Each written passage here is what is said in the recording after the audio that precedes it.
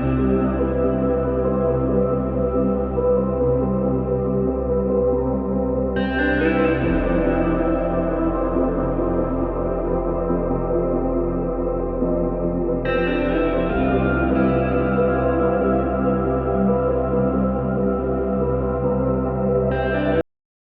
very good morning to everyone, or good afternoon, or good evening, depending on which part of the world you're joining us from.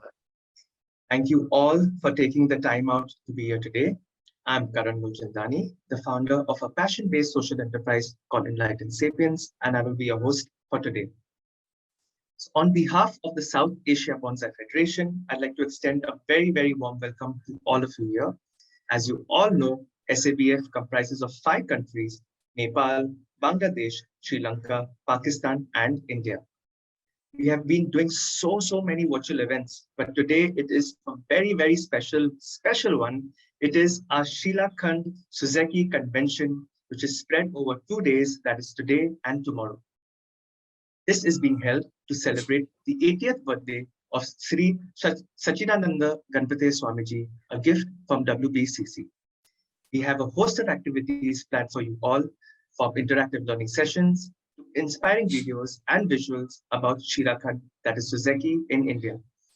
This is the culmination of joint hard work and efforts over many months from diverse countries like Australia, Japan, Indonesia, USA, and India. And now, I'd like to invite the Secretary of SABF, Mr. Sudhir Jadhav, to take the program forward. A little bit more about Sudhir. Sudhir has set up Bonsai Euphoria, a bonsai design studio at Karjat near Mumbai, and has been recently awarded the Sasya Bandhu Award for his work in bonsai. A very, very good morning to you, Sudhir. Good morning, Karan. Thank you. Thank you very much. Very warm greetings from the South Asia Bonsai Federation, SABF. I'm Sudhir Jadhav, Secretary of the South Asia Bonsai Federation. I'm immensely pleased to welcome all of viewers from India and abroad to the 2 days International Suiseki Convention being held virtually on June 4th and 5th, 2022. This convention is being held to commemorate the 80th birthday celebration of Sri Ganapathy Sachidananda Swamiji. We seek his blessings on this auspicious occasion. As you are all aware, the World Bonsai Cooperation Center, WBCC, is set up at SGS Sri Avadhuta Datta Peetham at Mysuru. Hundreds of bonsais are displayed at the Kishkinda Mulika Bonsai Garden at Mysuru. The Vishwam Museum, now also known as the World Bonsai Cooperation Center, WBCC, is established for the South Asian region with the support of the World Bonsai Friendship Federation, WBFF. The Vishwam Museum is the state-of-the-art museum that houses Suiseki, the viewing stone collected by Sri Swamiji from all over the world. One must see this Suiseki collection to believe that we have such a great repository of Suiseki in India. The choicest of Suiseki from this collection is being depicted in the book called Shila, The Art of Viewing Stone Appreciation, which is prepared by SGS Ashram in collaboration with WBCC and SABF to mark the 80th birthday celebration of Pujya Sri Swamiji. The World Bonsai Cooperation Center is functioning as a hub to the nation for all Suiseki and bonsai enthusiasts. Many great events were hosted in the past, and many more will be conducted to promote the art of Suiseki and bonsai. The virtual convention is one such event which is being watched today by hundreds of viewers globally. The SGS Ashram has been a great support and melting point to many senior and upcoming artists. The ashram has been providing ample opportunities to many bonsai and Suiseki artists. The international and national level bonsai convention that were held at the ashram not only brought the bonsai and Suiseki fraternity in India together, but also showcased to the world our strength and endurance in the art of Suiseki and bonsai. We are truly grateful and thankful to Pujya Sri Swamiji for his support and encouragement. I would like to take this opportunity to thank Sri Swamiji for his holy presence today. SABF is immensely thankful to Sri Datta Vijayananda Theertha Swamiji, Sri H.P. Prasad sir, Kusuma ma'am, and the entire SGS team for their great support. I would also like to welcome and thank our dignitaries, Master Tom Ellis, Master Lindsay Bebb, Ms. Naomi Iwasaki, and Master Budi Sulitsu, and special guests who are watching this convention today. I once again welcome all of you to this 2 days International Suiseki Convention. We are confident that you will enjoy the convention and learn many aspects about the art of Suiseki and Bonsai. Thank you. Over to you, Karan. Thank you very much, Sudhir. And now I would like to invite Shri H.V. Prasad on the screen. He is the Executive Trustee of the SGS Datta Ashram. His devotion and management skills are exemplary even to the best of the multinational forces in the world. We are indeed honored to have him with us to introduce Shri Ganapathy Sachidananda Swamiji. Welcome, Prasadji.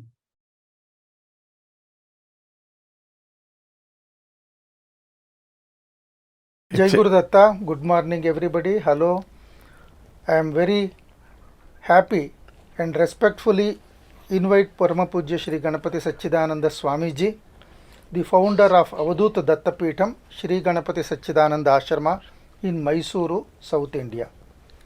Since the ashrama was inaugurated in 1966, Shri Swamiji has been nurturing various plants, and from 70s onwards, Shri Swamiji took keen interest in the art of bonsai plants and has been nurturing them, developing them, training others to learn and love the art of bonsai.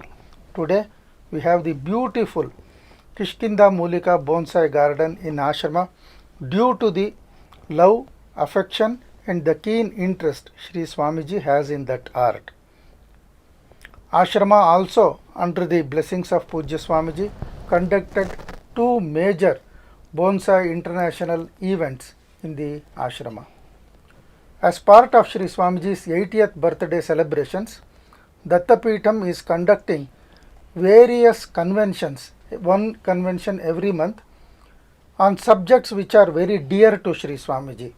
Soon after the birthday celebrations are over, Shri Swamiji wanted the 1 year-long program to start with Bonsai and Suiseki program, and in this connection, today we are having the 2-day Shila International Suiseki Convention online. I respectfully welcome Parama Pujya Shri Ganapathy Sachidananda Swamiji, all the participants, the chief guests, the dignitaries to the Shila 2-day online convention on international Suiseki stones. Since Swamiji started Ashrama in 1966, Swamiji has developed the bonsai garden in Ashrama named as Kishkinda Mulika Bonsai Garden. Probably we have India's largest bonsai garden, which also got a Guinness World Record when a convention was held about a decade ago. I respectfully thank WBFF and SABF organizations for joining with Datta Peetham to conduct this 2-day online program. This is part of Shri Swamiji's 80th birthday festivities, which will be held over the year from May 2022 to May 2023. Each month, Datta Peetham intends to hold conventions on subjects which are very dear to Shri Swamiji's heart. When this matter was discussed with Shri Swamiji, he said, "Start the program with my favorite subject, Bonsai and Suiseki." Hence, within a week of the 10-day-long birthday festivities, we are having the 2-day Shila the International Suiseki Convention online. I now respectfully request Pujya Shri Swamiji to receive a garland on behalf of all the participants.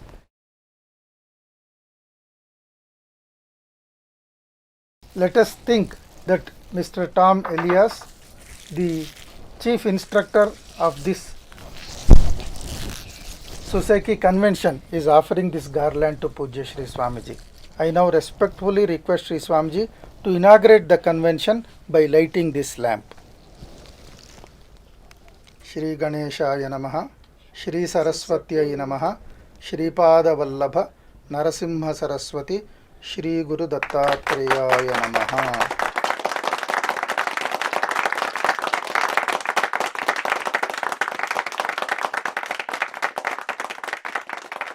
I now respectfully request Shri Swamiji to give a few words on this inaugural program. I am very happy to inaugurate Shila International Suiseki Convention today. Suiseki is a form of meditation. It helps balance our mind. I admire and appreciate Suiseki very much. I am releasing the book Shila on this special program.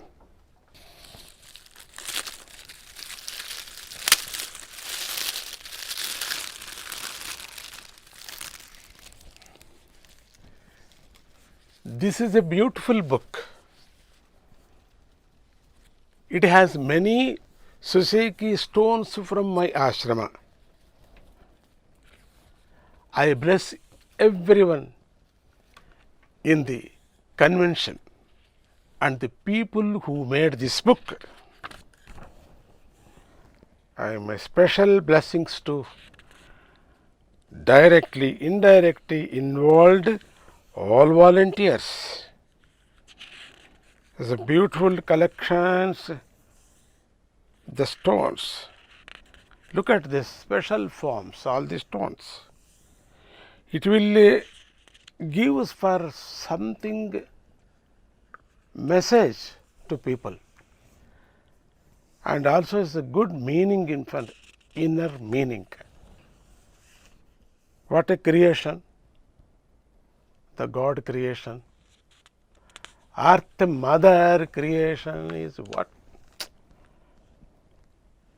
I can't explain, but the stone itself, the talks, they gives some message to people. How different forms. This is not man-made, it's a God-made. Oh, it's a beautiful. Each stone gives a story, different stories, the spiritual and service, good service to people. What a wonder. I think you have seen the book, and then I want your opinion also. So I bless once again Suiseki volunteers. Jai Gurudatta, Shri Gurudatta. On behalf of all the participants, on behalf of Dattapeetham, on behalf of SABF, on behalf of WBFF, I heartily thank Pujya Shri Swamiji for inaugurating this 2-day online program. Let us enrich ourselves with the knowledge of appreciating the beautiful Suiseki stones. Thank you, Shri Swamiji. Oh, Dhanyavad Shri Swamiji. And now I'd like to invite our constant inspiration and driving force who demands the best out of all of us and helps us be better versions of ourselves, without whom events like these would not be a reality. Someone who needs no introduction, the President of SABF, Mrs. Sneh Prasar. Good morning, ma'am. Can you please say a few words and tell us a little bit more about this 2-day Shila Suiseki convention? Thank you, Karan. Good morning to everybody. It is with great pleasure I congratulate the South Asia Bonsai Federation team for achieving a landmark in its 4th year of its existence, a Suiseki convention. I thank and congratulate respected Shri Ganapathy Sachidananda Swamiji on his 80th birthday for supporting and sponsoring this Suiseki convention, Shila 2022. Friends, I need to mention that for the first time, we in South Asia region have established SABF awards to be announced once in every 4 years. Now, South Asia Bonsai Federation welcomes Dr. Thomas Elias from the United States of America, an acknowledged authority in the art of viewing stones. We are indeed grateful to him for giving his valuable time and accepting to come as leading faculty for this convention. I also thank Mr. Lindsay Bebb, the chairman of World Bonsai Friendship Federation, for being our chief guest and accepting to release an ebook on bonsai authored by many Indian and international authors. I see today many friends across the world joining and supporting us. The time is little too early for the South Asia region, so I think we'll get more people in another 10-15 minutes. The president of 54 clubs belonging to South Asia Bonsai Federation have wonderfully worked out behind the scenes. All Suiseki Book Club members, Suiseki artists, Vishwam Museum of World Bonsai Cooperation Center, Mysuru, have worked hard towards making this convention a great success. Actually, I'm quite astonished to realize that Suiseki art is as engrossing, as interesting as bonsai art is.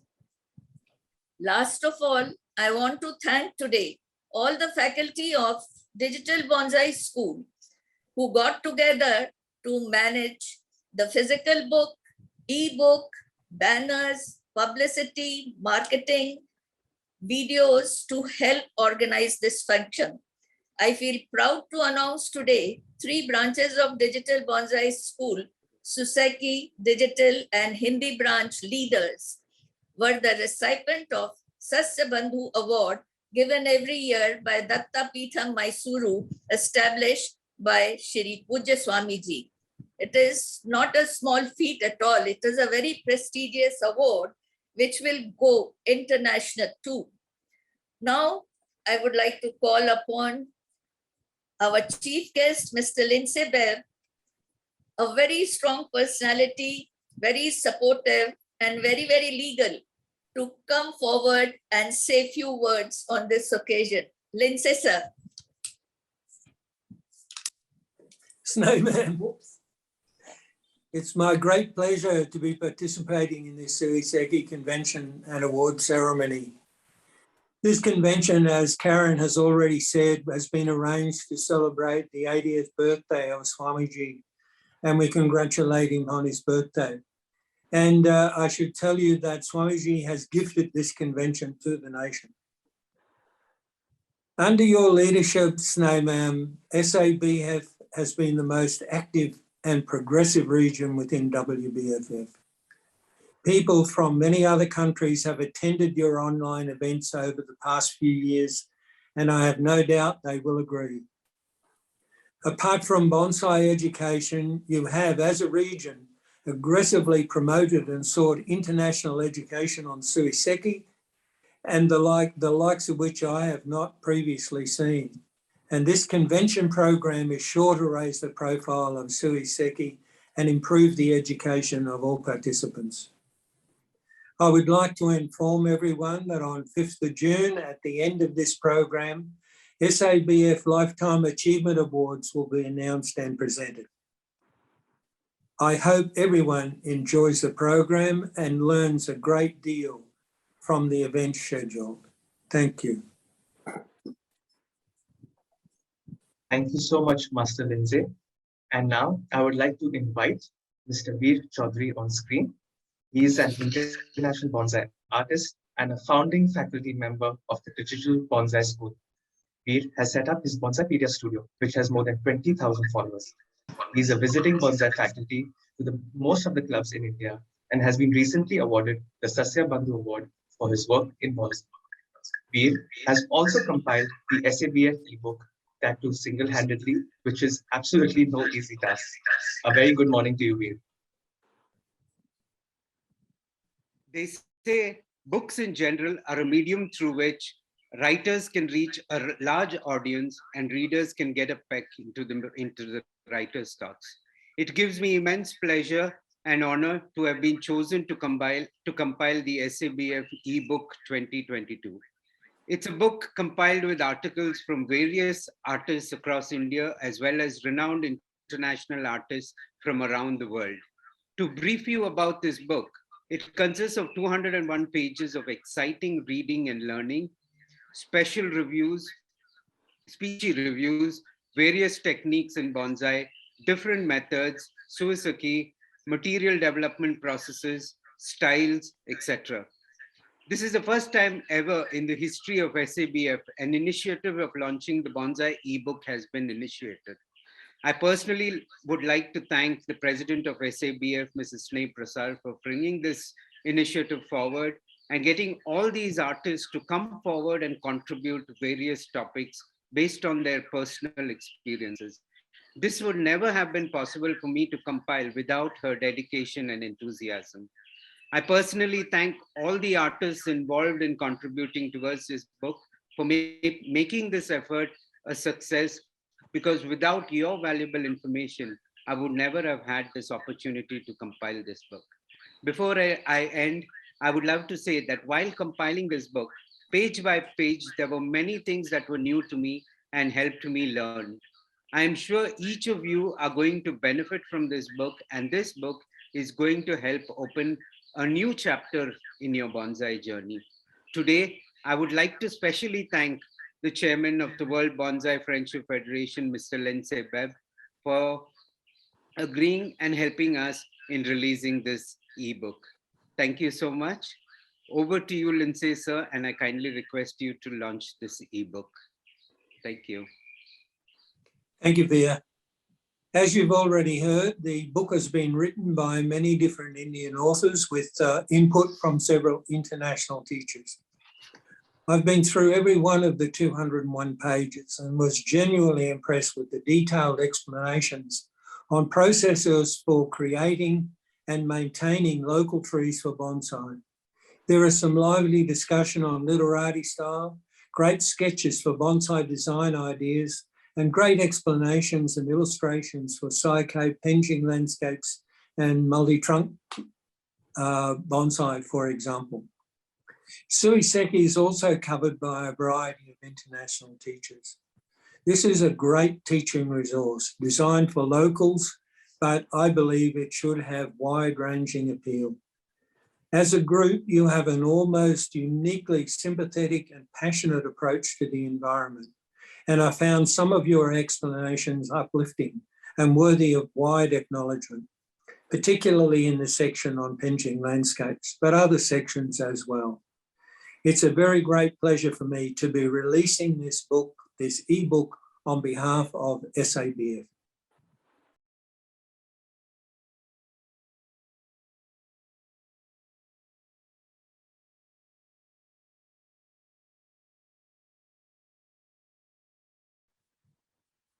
Thank you, Master Lindsay Bebb.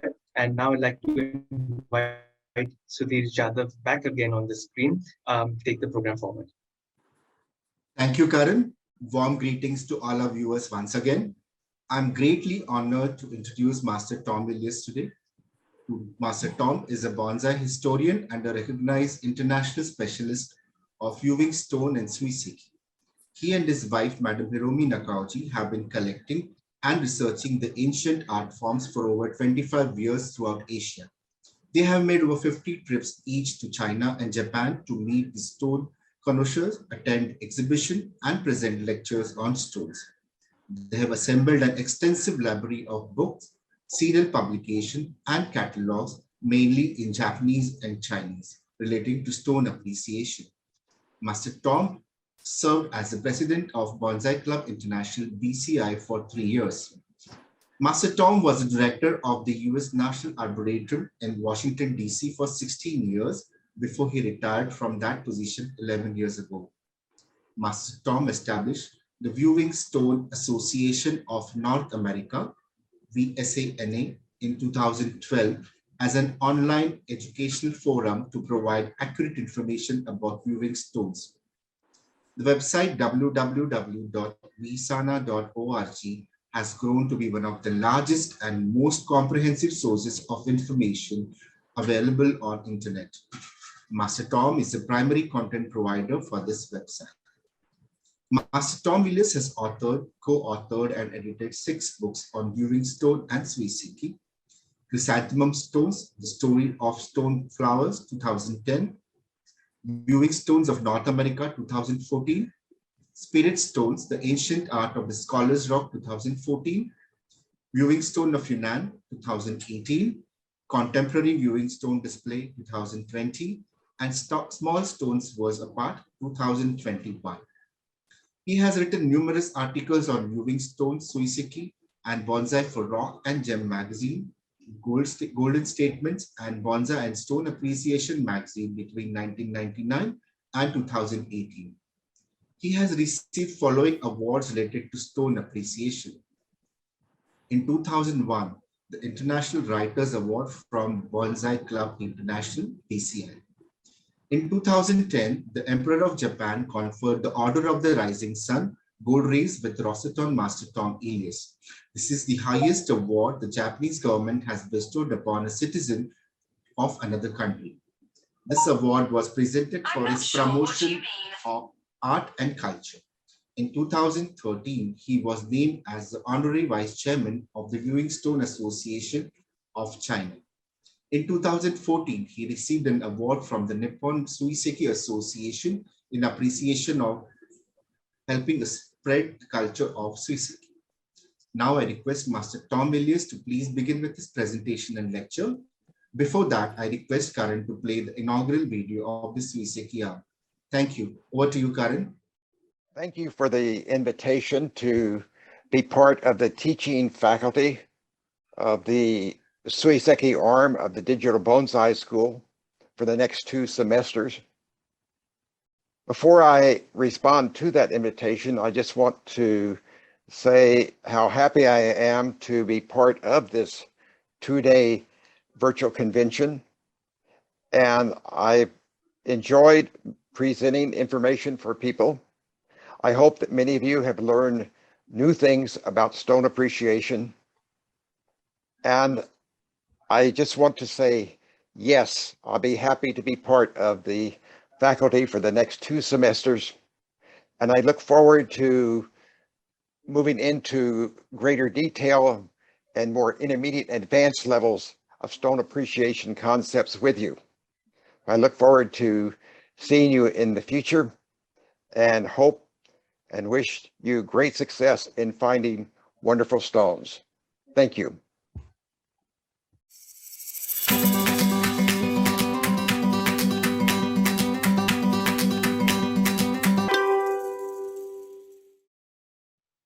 Okay, well, I'm very honored to be part of this Shila Suiseki Convention.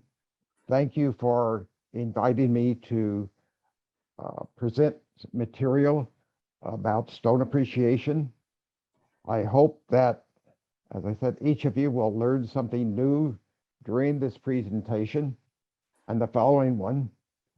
And my goal is to first inform you about the Asian and Western traditions of stone appreciation, and then to encourage you to begin developing an Indian stone appreciation culture in your country.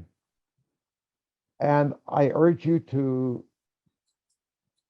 also to know that an informed collector is on the path to becoming a connoisseur. Learning about stones is a long process, an enjoyable process. I've been pursuing this for 28 years now and still feel that I'm in the early stages of learning the more sophisticated parts about stone appreciation. The art of appreciating stones for their aesthetic qualities is ancient. Dates back well over 1,000 years in China.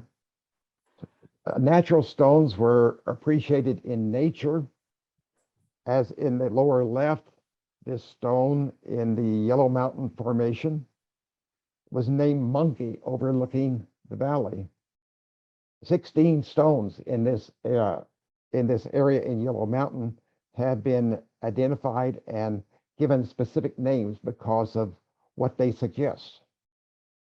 Stones are also appreciated in gardens. They were brought from nature into courtyards and gardens and used as decorations for objects of contemplation and appreciation. And then stones found their way indoors. And as they moved indoors, they were usually smaller stones, but the concept of appreciating them remained basically the same. Now, what is a viewing stone? You can also say, what is this Suiseki? My definition that I use is a natural appearing stone that evokes feelings and has the power to suggest something in nature far greater than just the stone itself. Another definition is a viewing stone is a rock that has been selected and displayed for the purpose of aesthetic appreciation. Now, the ancient Asian customs of bringing home unusual or beautiful stones originated in China, spread to Korea and Japan before reaching the rest of the world. And as it spread from one country to another, the practice was adapted to the customs of each country and slowly modified. In Japan, for example, they initially brought stones from China, Chinese-style stones and vases, and slowly over a long period of time, they began searching for stones in their country and changing it to fit their customs and beliefs, and Suiseki was born. Now, history abounds with examples of cultural adaptation. One group borrows an art, belief, or activity from another group and slowly over time shapes it to conform more comfortably to the ideals and practices of its own culture. This is something I wrote in one of my books several years ago, and it applies to many aspects of our society and culture. Now, carved stones that are believed to have healing powers or worshiped to improve fertility are distinct from viewing stone appreciation. In viewing stone appreciation, we're looking at the aesthetic qualities, a sense of beauty, implied or suggestive feelings. And it's not a stone to be worshipped as these two stones are. I believe we'll hear more about this subject, I think tomorrow in tomorrow's program. Why do people collect and display stones? To see beauty in the natural world, understand better our relationship to the natural world, to use for meditation, contemplation, or for decoration and enjoyment. The lower stone, the jasper rock with many layers in it, is from the Gobi Desert.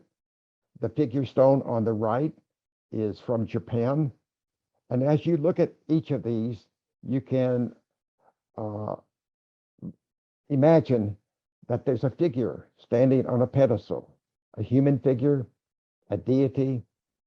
It doesn't matter. It can mean different things to different people, but it does suggest something greater than just a small stone in a wood base. Now, learning how to look at the features of the stone is important. What comes to your mind when you look at this stone? Is it just a rock sitting in a wood base? Or does it suggest something to you? Is it an abstract shape? Is it a dancer? Or what?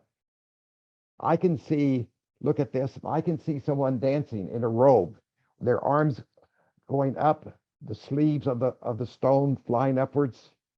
I see a lot in this particular stone. And so it impresses me.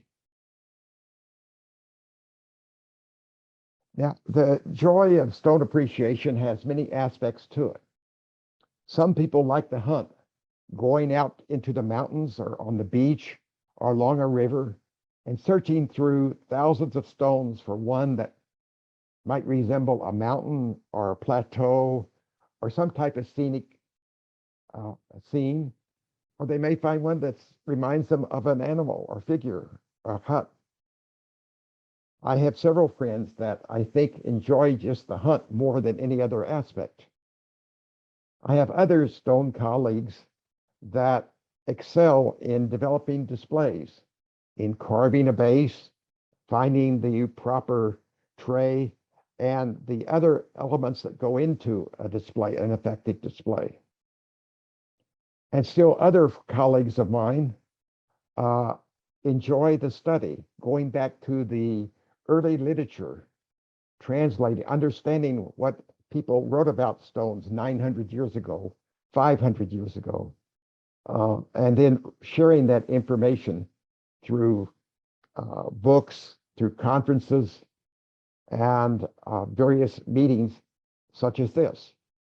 So stone appreciation has many aspects that we should consider. Now, the viewing stones are celebrated in many ways. One is just the viewing the stone, looking at it, looking at the detail in it, looking at the association of the base and stone together. Others can look at a stone and write poetry about it or prose. There are many books written about individual stones, many poems, some of them 900 years old.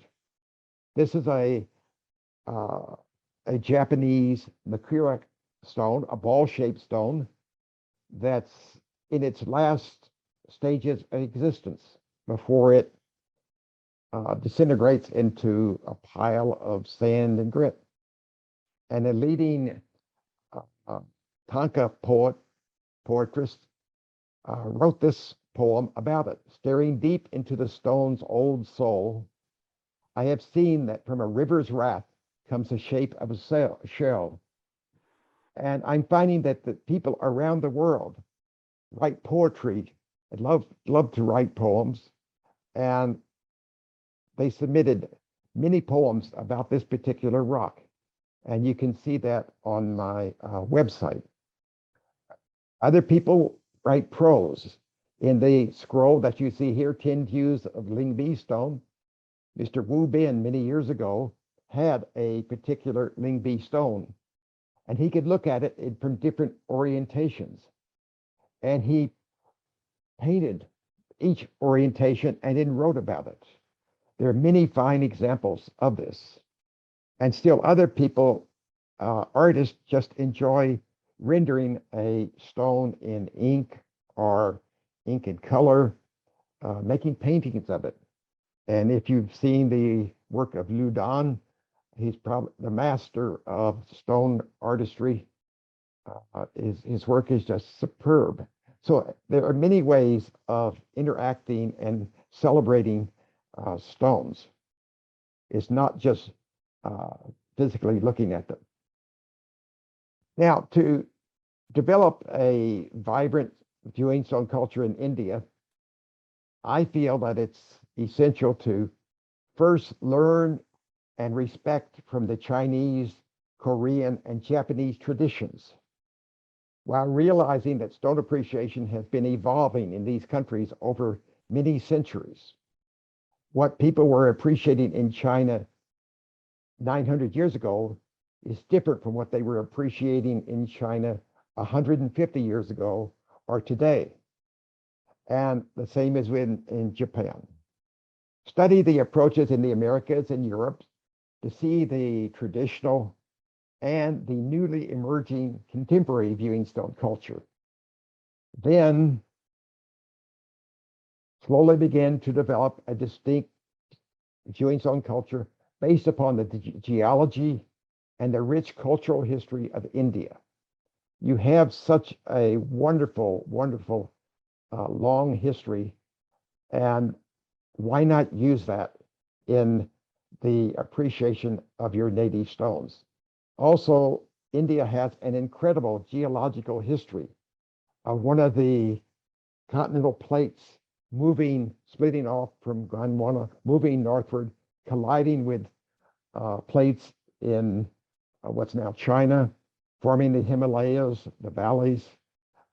You have an incredible wealth of stones to explore in the future and to appreciate. Now, the broader view of viewing stones, which is the term I like to use, is found in both the Chinese and Japanese literature and includes the various types of Chinese stones. And in different regions of China, they use different names for it. In Japan, the stones were known as Bonsai, Chinseki, Biseki, and Suiseki. And in Korea, Susok. So I encourage you to show respect and understanding for the development of stone appreciation practices in those countries. And don't yield to attempts to simplify and just combine the rich cultural approaches into one generic category. Take time to learn. I enjoy learning. One of the joys in my life has been learning something new each day, each month, each year. Now we'll take a quick look at the Chinese tradition, since it is evidence point that this is the oldest. And some of the earliest forms of stones utilized in China were small stones, small colorful stones, agates, jade, nephrite, opals. Some of them were found in old ancient gravel pits along the lower Long River or Yangtze River. And they would collect these stones and keep them.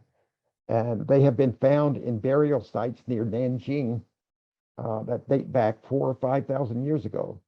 And even the practice of collecting these small stones from gravel pits continues today in and around Nanjing.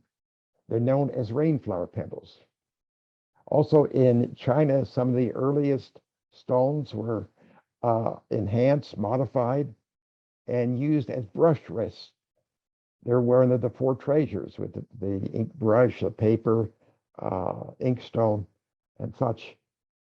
And you can find the stones utilized as a utilitarian object, such as a brush or holder, and then a little later used just for its aesthetic qualities. Now, in the history of Chinese stone appreciation dates back, as I mentioned, well over 1,000 years. But it was in the Tang and Song dynasty that they had the period of greatest development. This was a period of prosperity and peace and the advancement of cultural activities, calligraphy and the arts it just exploded in this period.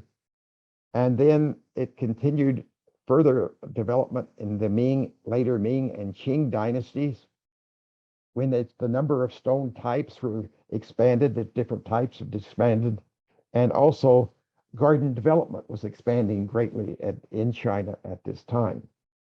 Then at the end of the Qing dynasty, the thing slowed down greatly. During the establishment of Republic of China, the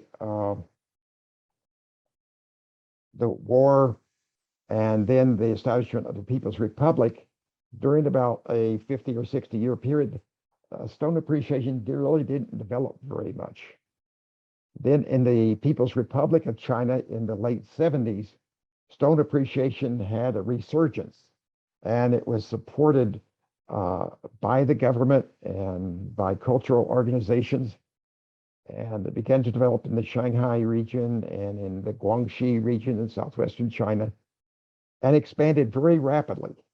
And during this time, from the late 1970s to the present, the number and types of stones used in Chinese stone appreciation almost tripled.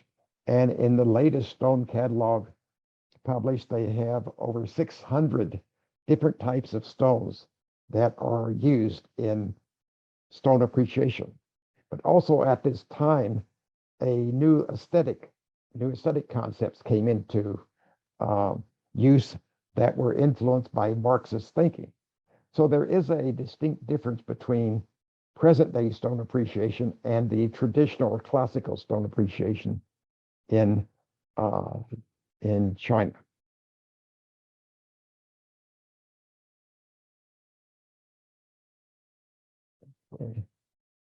Now, in one of the oldest classic books found in China, Classics of Mountains and Sea, it's a very interesting book. It's a compendium of mythology, natural history, people, and various beliefs. And at that time, there were mountains to the north and east and west. And it's in this book that we find some of the early first descriptions of stone types, textured stones, wenxi. That means stones with a surface texture on them, or beautiful stones, meishi, colorful stones, kaishi. So from this time back in this period to the present, the stone appreciation has been evolving in China. Now, the literati embraced stone appreciation by collecting them, writing poetry, writing prose, painting them. Stones became an important aspect of Chinese culture.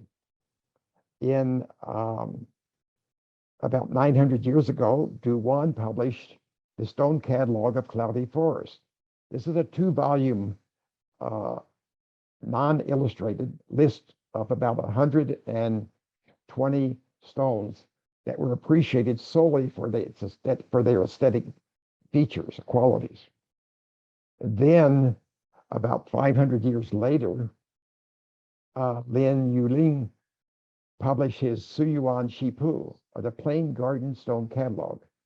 This 4-volume work was the first major publication of viewing stones that were illustrated. And these came from various catalogs, and they're not all original. Some were copied by earlier works, but it is a very important publication that has influenced stone appreciation in Japan and other countries.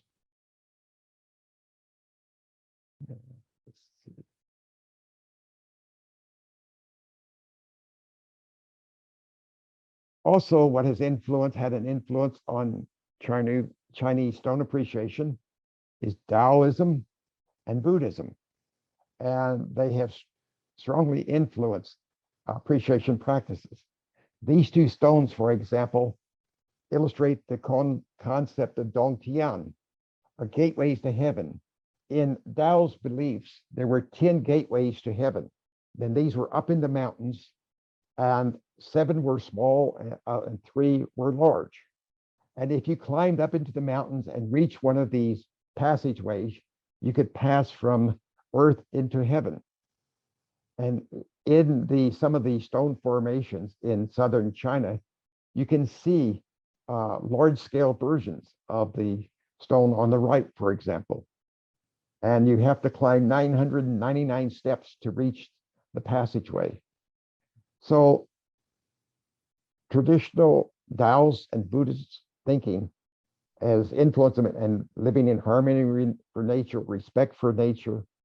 And there is no reason why in your country, you cannot have some of the religious beliefs affecting aspects of your stone appreciation. Now, in China, one of the great figures of Chinese calligraphy was Mi Fu. He was a bureaucrat, mid-level bureaucrat, but also a famous stone connoisseur. And during his time, he had a tremendous collection of calligraphy, but he also developed a 4-couplet rhyming characters that have influenced stone appreciation for the last 900 years, and called Lo, Shou, To, and So. Lo meant channels in the stone, as you can see here. Thinness, where they're very thin areas in the rock, or even where light shines through, holes and wrinkles to the stone. Now, Mi Fu developed these criteria based primarily upon stones, Ying stones, Tai Hu stones, and Ling Bi stones. These were the stones that were prominent in the gardens and in people's collections at his time. They didn't have a broad category of stones that they were enjoying. As you see today, if you go to China today to a market, you'll see a wide host of them. Well, back in Mi Fu's time, there was less than 100 stone types. Many of them were small. You could hold in your palm of your hand. Some people have an idea that all Chinese stones are large and they're rugged like this. Well, that's simply not true. They also appreciated small, colorful stones as well. Now, over time, that classical evaluation criteria expanded to include two more terms: provenance, or old looking, and antiquity, or ancient looking. They wanted the stone to look ancient, not in terms of geological age, but in terms of how long that stone has been in a collection and who owned it, and has it been passed down from one collector to another, or did a very prominent, or was it part of a royal household collection? So these types of records and provenance became important in evaluating and appreciating stones. So back in Mi Fu's time, there 4 stones stood out as very prominently. The Ling Bi stone to the far left from Anhui County, Tai Hu stones from Lake Tai in Jiangsu province, the Ying stone from Guangdong province in southeastern China. All 3 of these are limestone based rocks, and they have many similarities as well as some differences, including color differences. And then on the far right is a Kun stone, which is found in a mineral formation found in old volcanic vents. And they tend to be smaller and scarce, but they were also highly valued. They were at one time, a Kun stone the size of your fist was equivalent to a fist size of gold. Now, we'll take a look at Ling Bi stones first. This has been described as China's #1 stone. Again, also collected for over 1,000 years. Ancient, from northern Anhui province. And as I mentioned, it is ancient weathered limestone with quartz filling in cracks that have formed over the years.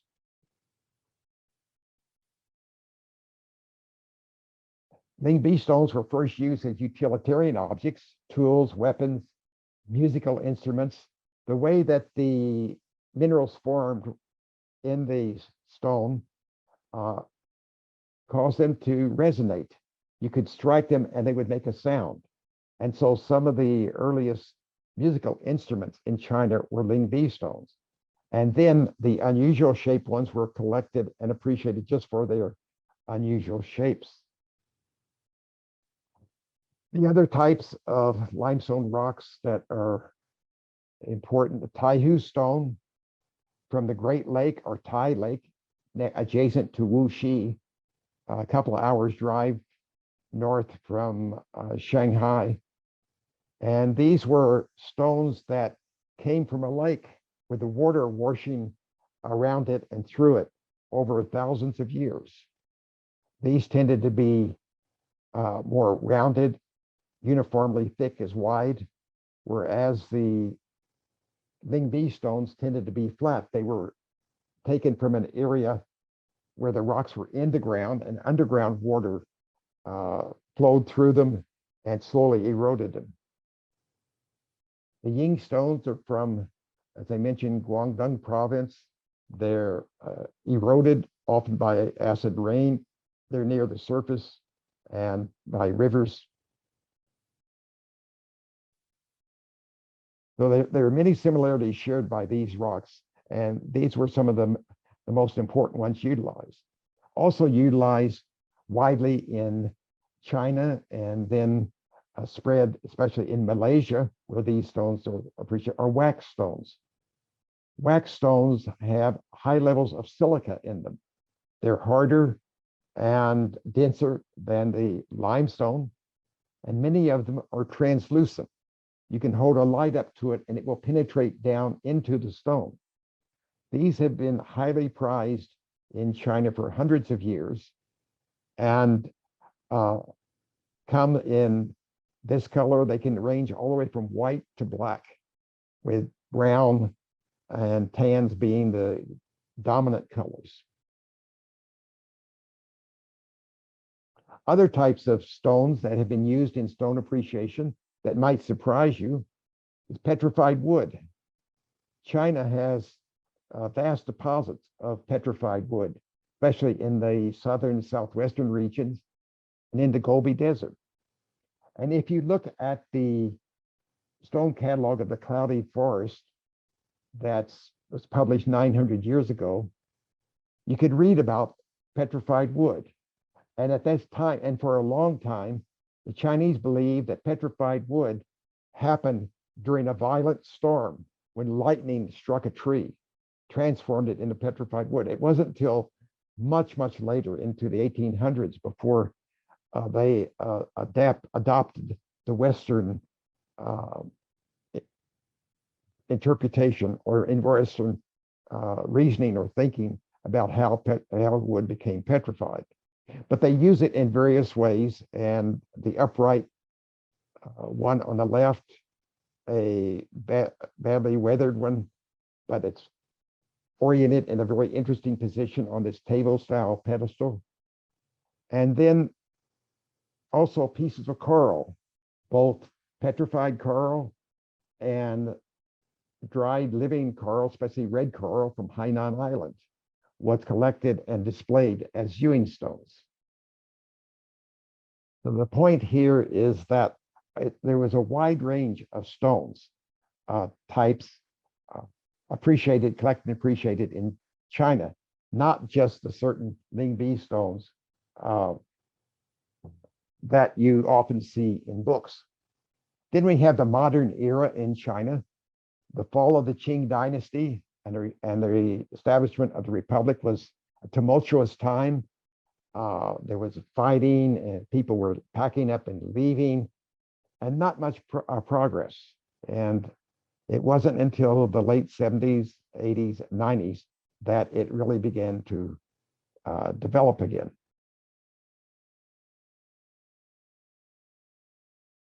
In the modern era, economics was part of the driving force behind the modern Chinese stone appreciation.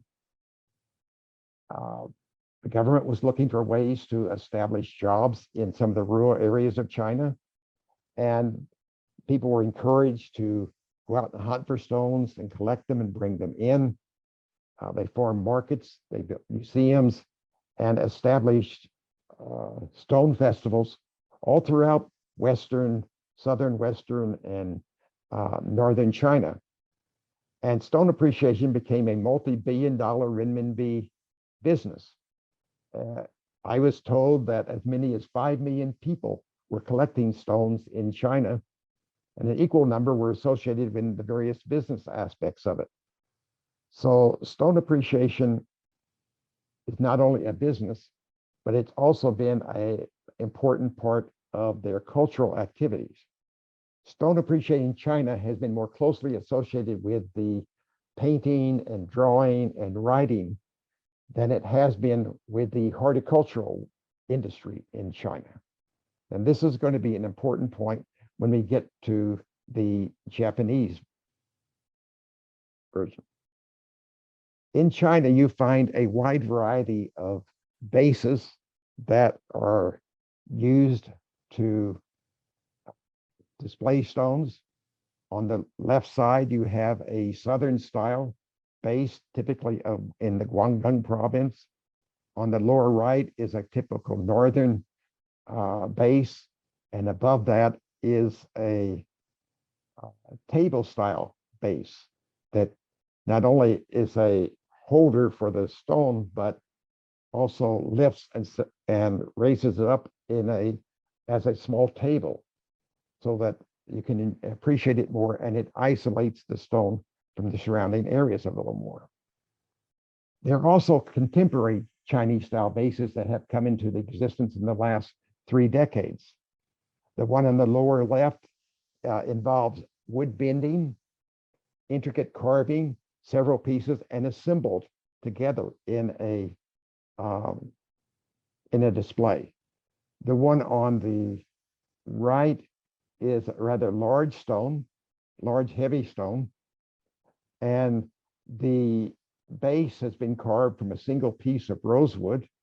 It serves as a display table and as a base holding the stone, with a scene around the base of it that looks like an extension of it.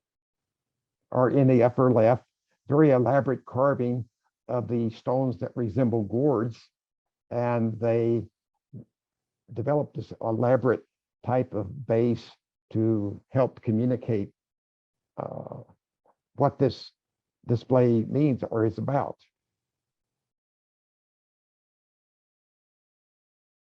Even in China, natural root bases are often used to display stones. In this upper left is a piece of petrified wood, and then the base is almost the same shape as it, but it's been carved to represent the roots, and this is the trunk of the tree. Here is a much larger root base. I don't know from what tree, but they often collect the roots, stumps, let them dry out, and then carve them to hold stones in place.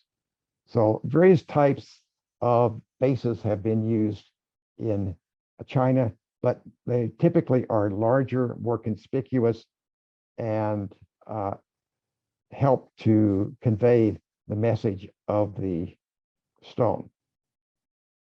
Then especially a rapid expansion in the 1990s, 2000, in the Gobi Desert.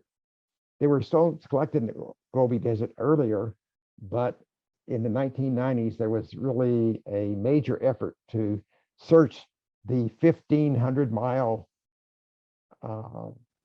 this width of the Gobi Desert, old lake beds, mines where they found wonderful agates, and Gobi Desert stones rose in popularity in the last 2 decades, especially. Here is a very hard silicate stone that you can look at this and have the impression perhaps of an animal, a bear perhaps.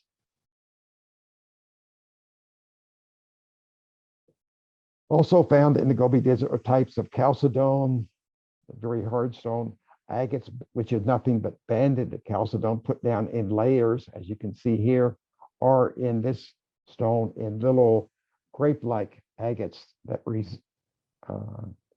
come from just a few areas in the Gobi. Enhancements have been part of Chinese stone appreciation for nearly 1,000 years.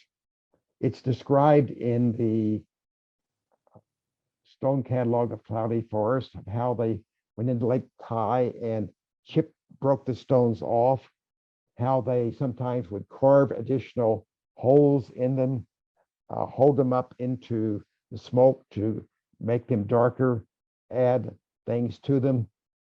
And in the most important work about that early stone catalog, Chinese scholar Edward Schaefer, who's at the University of California at Berkeley, in a book about them, wrote that 12th century connoisseurs seem not to have put a premium on natural stones. We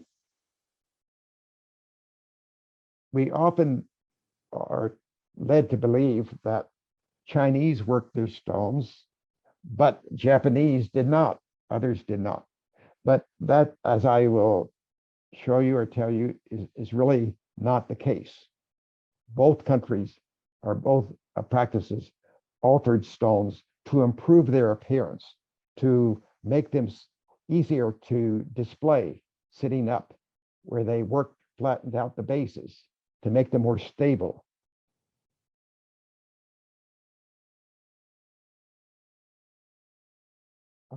Many of the Taihu stones that you see today in the market have been worked, often holes drilled in them, sandblasted, and they're not from Taihu Lake. In the late Ming Dynasty, the books published about gardens and garden building describe how it's difficult to find good quality Taihu stones. They were exhausted at that time, so they turned to other areas of China to find limestone, light-colored limestone deposits to work and to carve into. This stone has been completely made. The one on the right is, I've seen this several times, where they take a light gray stone and put wax on them, a paste, soft wax on them, and then use a blowtorch. That heats the stone, causing it to expand. It causes the wax to darken. It's absorbed in the stone, and it's sort of a semi-permanent darkening process. There are many ways to enhance stones that are used in different countries. Now, the Chinese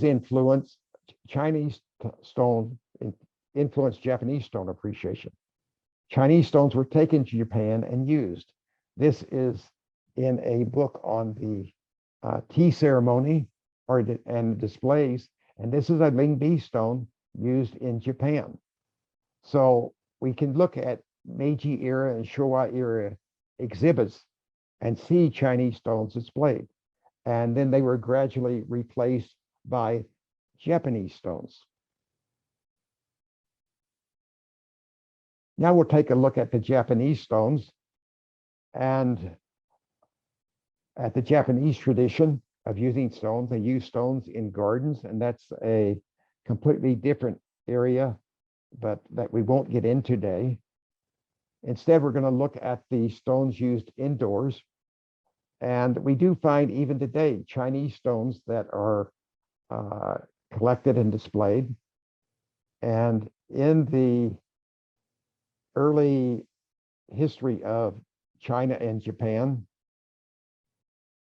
Japan sent many missions to China to study the people and the government and Buddhism, various aspects of culture.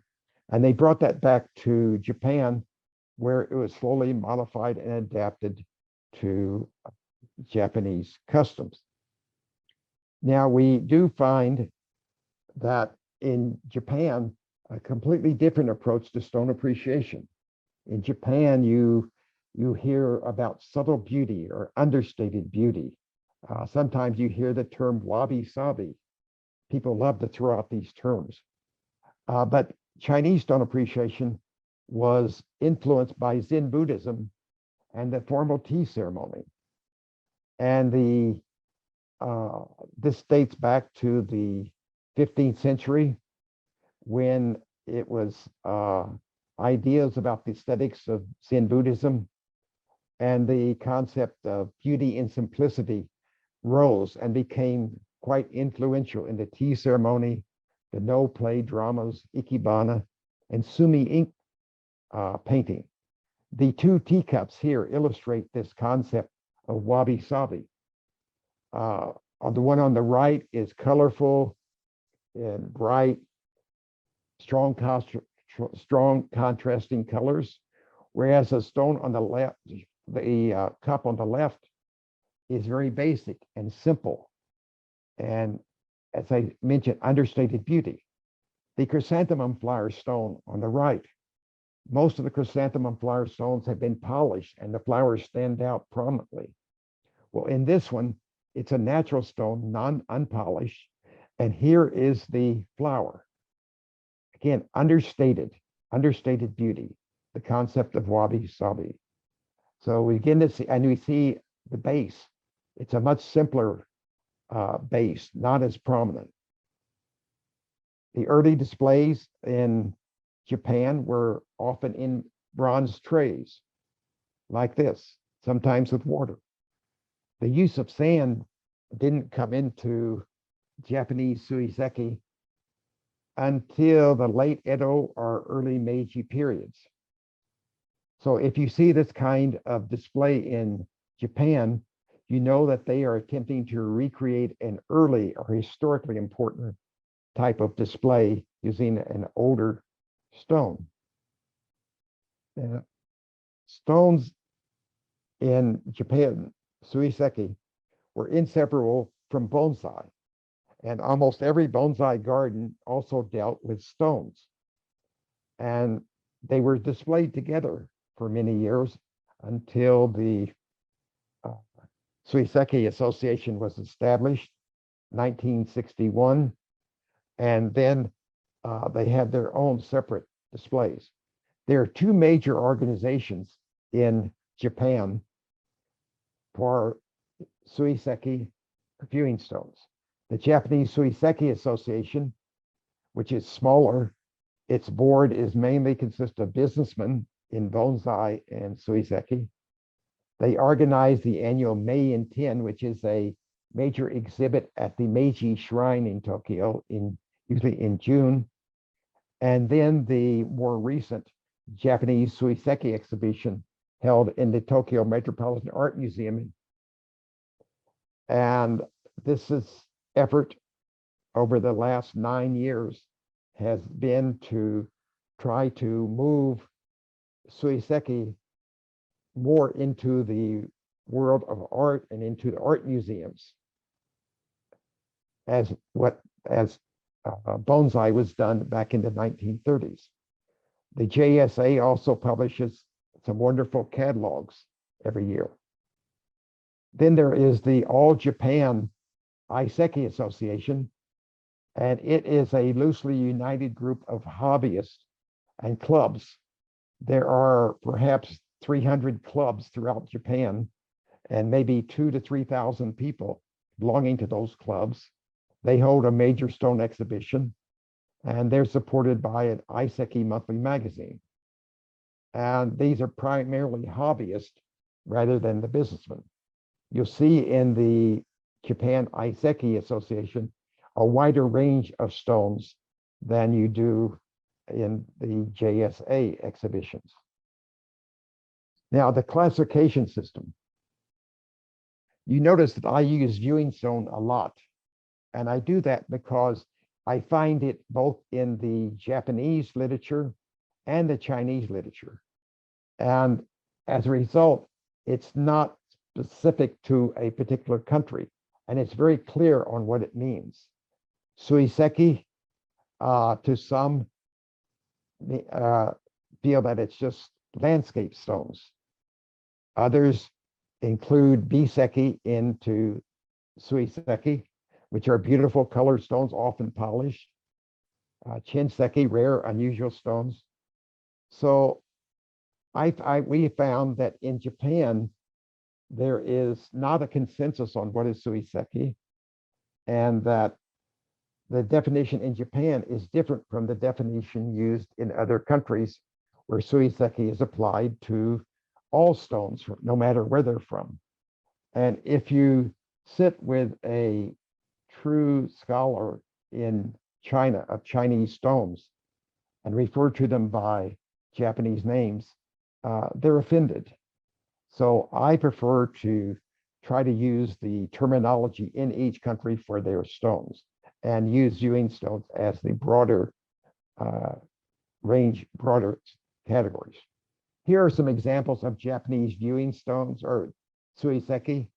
The one in the upper right has been called Mount Fuji in the summertime, or summertime Fuji. The lower one to the right is a Korea stone with 3 very distinct layers and canyons between them. A plateau stone with a mountain range in the back, and then another scenic stone. This one has been carved. But notice the bases are simpler, understated, and don't compete with the stone itself. There's also figure stones, a hut stone, a natural stone that resembles a small mountain hut, thatched hut. A figure stone from Hokkaido. It could be a seal, a turtle. This figure stone, you notice how it's mounted on a pedestal. This is very typical way of mounting a stone, a figure stone, especially a human or a deity or Buddha on a pedestal like this, or one that resembles a lotus flower. The pattern stones are also part of the Japanese Suiseki tradition. This is a natural chrysanthemum flower stone, three-dimensional. They're very rare. Another type of chrysanthemum flower stone from Shimanita. And then in the lower center, the black stone is marine limestone, dark marine limestone with these figures in them. And this is called a plum flower stone. Now, some people will say, oh, the Japanese never used fossils. Well, that's not true. Fossils were not used often in Japan, but occasionally. And these are crinoid stems. A crinoid was an animal, a stalked animal that was fastened to a rock or something and had a long stem and tentacles. And these are the cross sections of the stem of the crinoids. And these plum flower stones have been used in Japanese Suiseki for a long time. Now, in Japan, the evaluation criteria that developed over time is shape and form. I define shape as the outline and form as a three-dimensional aspect of a stone. And both, to me, are important in looking at a stone. The quality of the material, is it harder material, or is it very light? If you pick it up and it's lightweight and very porous, it's not considered to be a very good quality type of stone. Now, the type of stone it is it quartz or is it serpentine, is not so important in stone appreciation. The hardness is more important than what it's actually made of. Now, in Japanese stone appreciation, the color is important.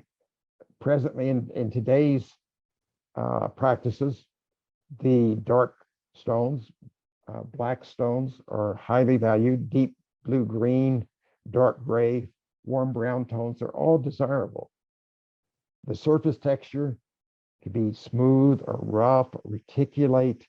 There are dozens of varieties of the surface texture and surface patterns that we don't have time to get into today.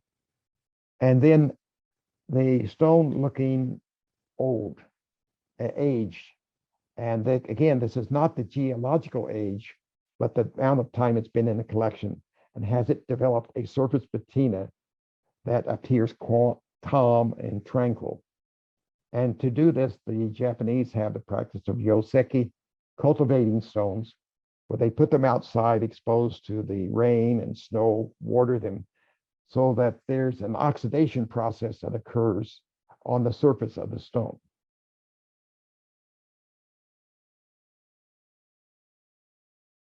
During the 1950s to 1970s, once the Second World War was over and they recovered, there was a major effort to promote traditional cultures, practices, hobbies in Japan. And stone appreciation was expanded rapidly during this time. And many clubs were formed, and these people would go out into the rivers and mountains hunting and searching for stones. And during this time, these were part of the All Japan Iseki Association. They used different types of stones, fossils, colorful stones, unusual stones. And there was also this period was when there were dozens and dozens of books produced for the hobbyists to learn about this. And this agate from Hokkaido, northern Japan, was typical of one of the types of stones that were collected and displayed at this time. And tokaishi, or petrified wood, was popular. And even today, there are several clubs in the Toyota, Nagoya area that specialize only in petrified wood. This Fugo Orishi, a very unusual shape. You don't think of this as a Japanese Suiseki, but it certainly fell into the category of a Japanese viewing stone. So during this period, many people began to practice Suiseki, collect stones, and it wasn't until the 1986 that Mr. Katayama established the School of Kado. And he was wanting to go back to the traditional tokonoma and traditional concept of beauty and aesthetics. And at this time, he was a very influential teacher, and he had many students who went out and followed this. And it's all focused on the tokonoma, an alcove in a home that's dedicated to the display of art. And they used scrolls, different accessories with it, with a flower arrangement, with a bonsai, or with stones. And some of his students, Mr. Kunio Kobayashi, Mr. Morimai, were students of Katayama.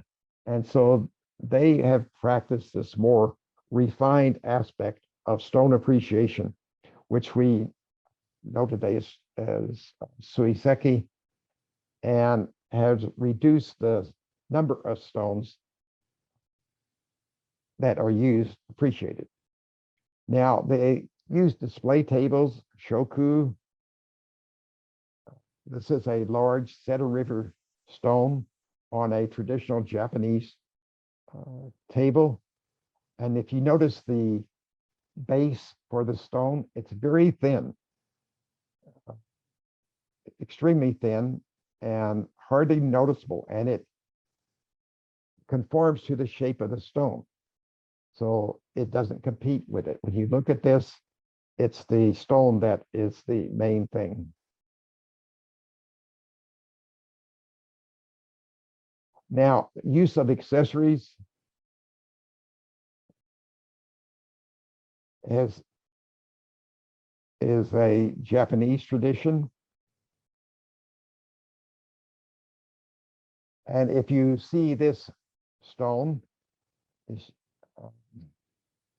particular stone, I think it's Seta River stone, is displayed in a glazed ceramic tray with tan sand, and a small bronze sailing boat has been put in the lower right, timpai, so sometimes are referred to it. And when this is added, it changes the meaning of this display. It tells you now, oh, this is a rocky outcrop near the shoreline. This is a water scene, a sea scene, perhaps. And so the use of accessory items like this help to define the display and the message that the creator is trying to convey to viewers. Enhancements. There is a well-documented records of enhancing stones in Japan in various books, descriptions. And we also learned this from some of the professional stone carvers, where we spent several days with them. A single basal cut was allowed in Japanese Suiseki. Sometimes they would grind and remove the matrix to expose mineral formations, as in chrysanthemum flower stones. They would cut and grind the stone for improving the shape, removing pieces, adding wax, oils, acid treatment, to totally manufacturing stones. Here is a mountain stone in the process, about 50% completed, to become a very attractive Suiseki. A few years ago, Hiromi and I published a two-part article, Enhancing the Stone, the Japanese reality of modifying Suiseki. And then our part 2 was on Mr. Sakurai, Japan's leading professional stone carver. This created somewhat of a sensation because many of the early books published in English in the 1970s and 80s and 90s stated very clearly that all Japanese Suiseki are natural. Well, we knew, and the people in Japan knew, that this was not the case. And one of the board members of the Japanese Suiseki Association asked us to research this subject and to write about it. And we did. And it's available on our website in the classroom section if you would like to learn more. So the Japanese did enhance stones, and they still do. The Chinese did. If you go to Japan to meet with a dealer, they tend to try to minimize this, but it was in fact a part of the Japanese tradition for a long time. So this is a Cedar River Tiger Stripe stone. This complete stone, top, bottom, sides, were shaped and polished by Mr. Sakurai. Cedar River Tiger Stripe stones, when they come out of the river, are dull, and they have to be sandblasted to remove a rind-like covering on it to expose the actual shape and colors of the stone itself. This Yojiro stone dates back to the 1930s. They had stones in the Evi River where they had a light color and a dark color stone that fused together. And so they would carve away parts of the dark stone to expose the white and then have the mountains in the background. So Yojiro stones are collector items.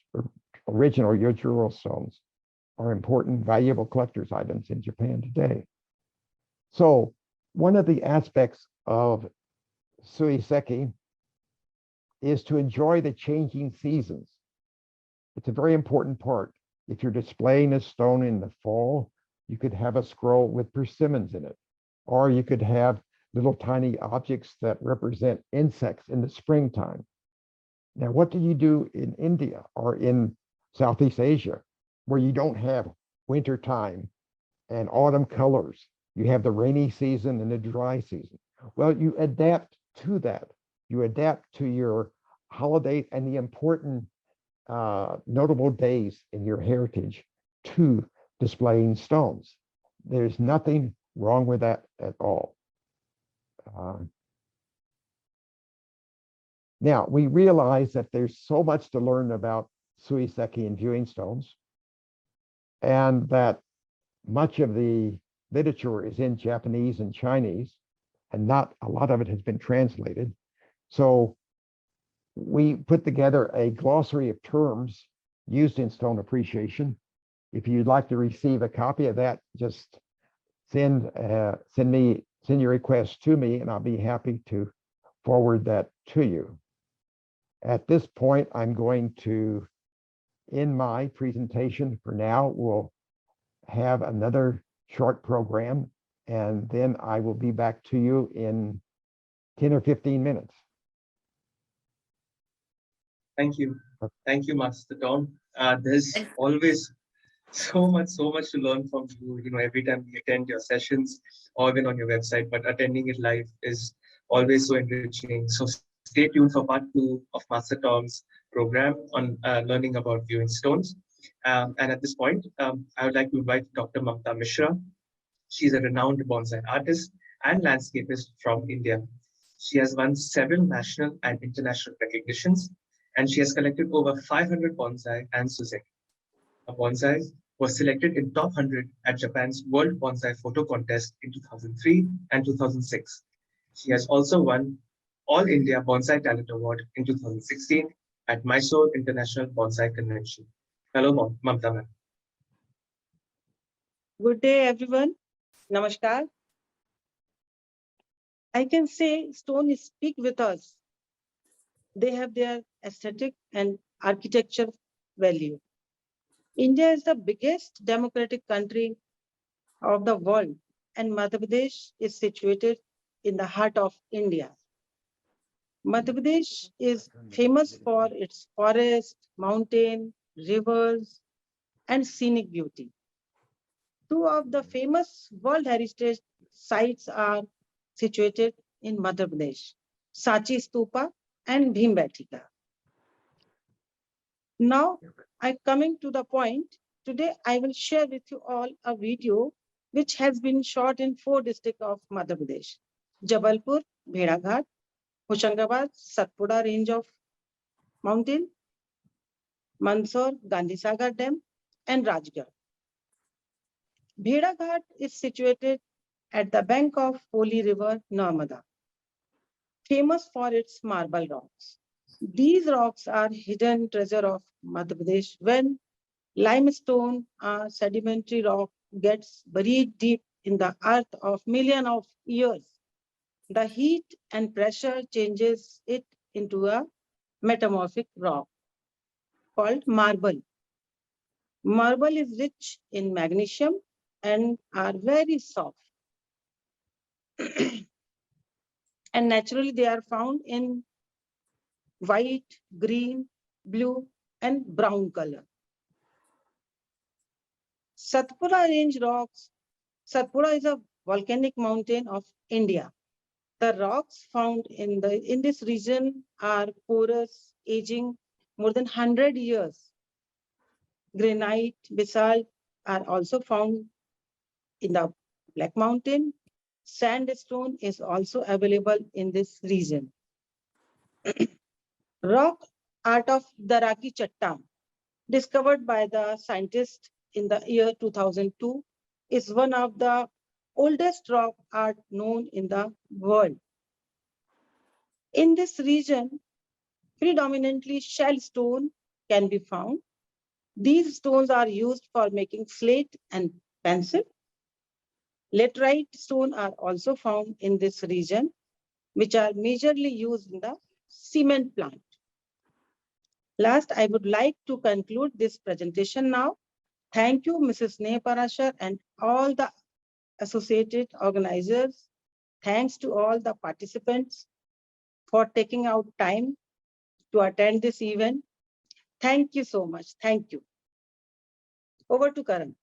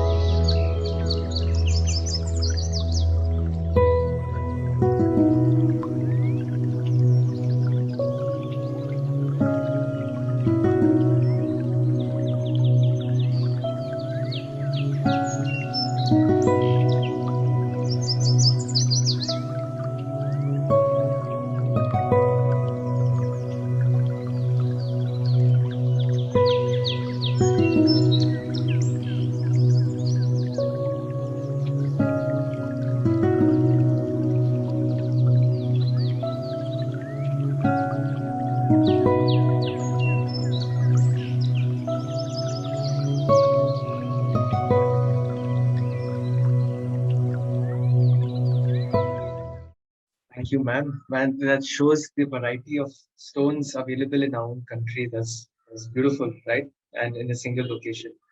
So now I'd like to re-invite Master Tom for his part two of his lecture and take his lecture forward. Okay, thank you. And while I'm getting this up, I just want to say what a wonderful video that was, and seeing all those fabulous sites for different types of stones. I just look forward to seeing more of that. Get started, and I really do appreciate seeing that video, and it just encourages me to learn more about the stones of India and exploring the possibilities that you have in front of you. It's such a wonderful time.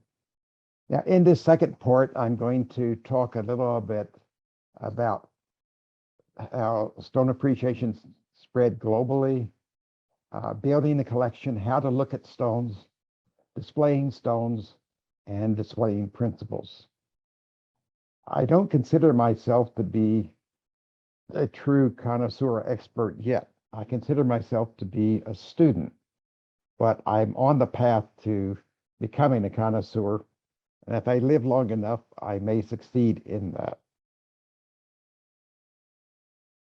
Some Chinese stones reached North America and Europe in the early 1900s, along with a flow of antiques. As the Qing dynasty was collapsing and the fighting was occurring in China, many people left and they took antiques with them. Cloisonné, furniture, things. But stones went along with them.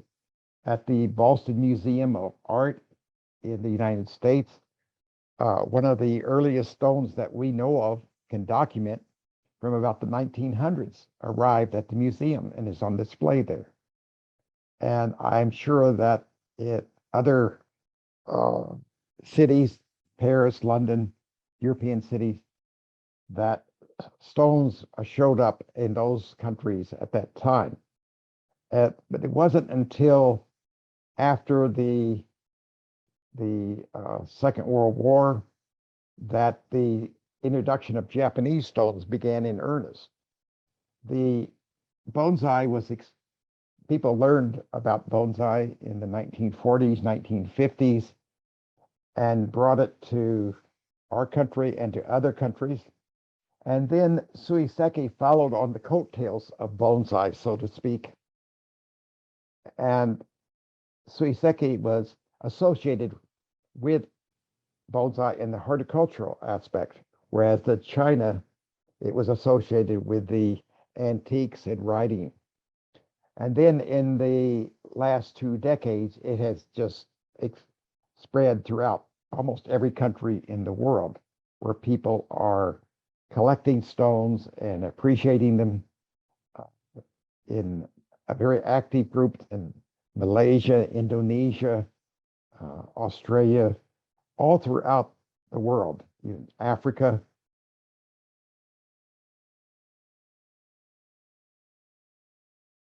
And as the interest spread, people wanted to learn about them, but there were limited information outside of the Chinese and Japanese language books. Although Arishige Matsuura, the chairman of the Japan Suiseki Association, traveled to many countries and lectured about traditional Japanese Suiseki. There were early publications by Western authors in the 1970s, 1980s, sometimes contained misinformation, but also contributed to people's learning more about stone appreciation.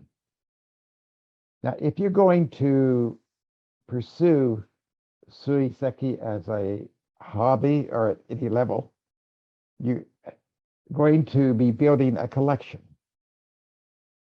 It's wonderful to go out and search in nature for stones, but where do you go? We'll talk about that in a few minutes.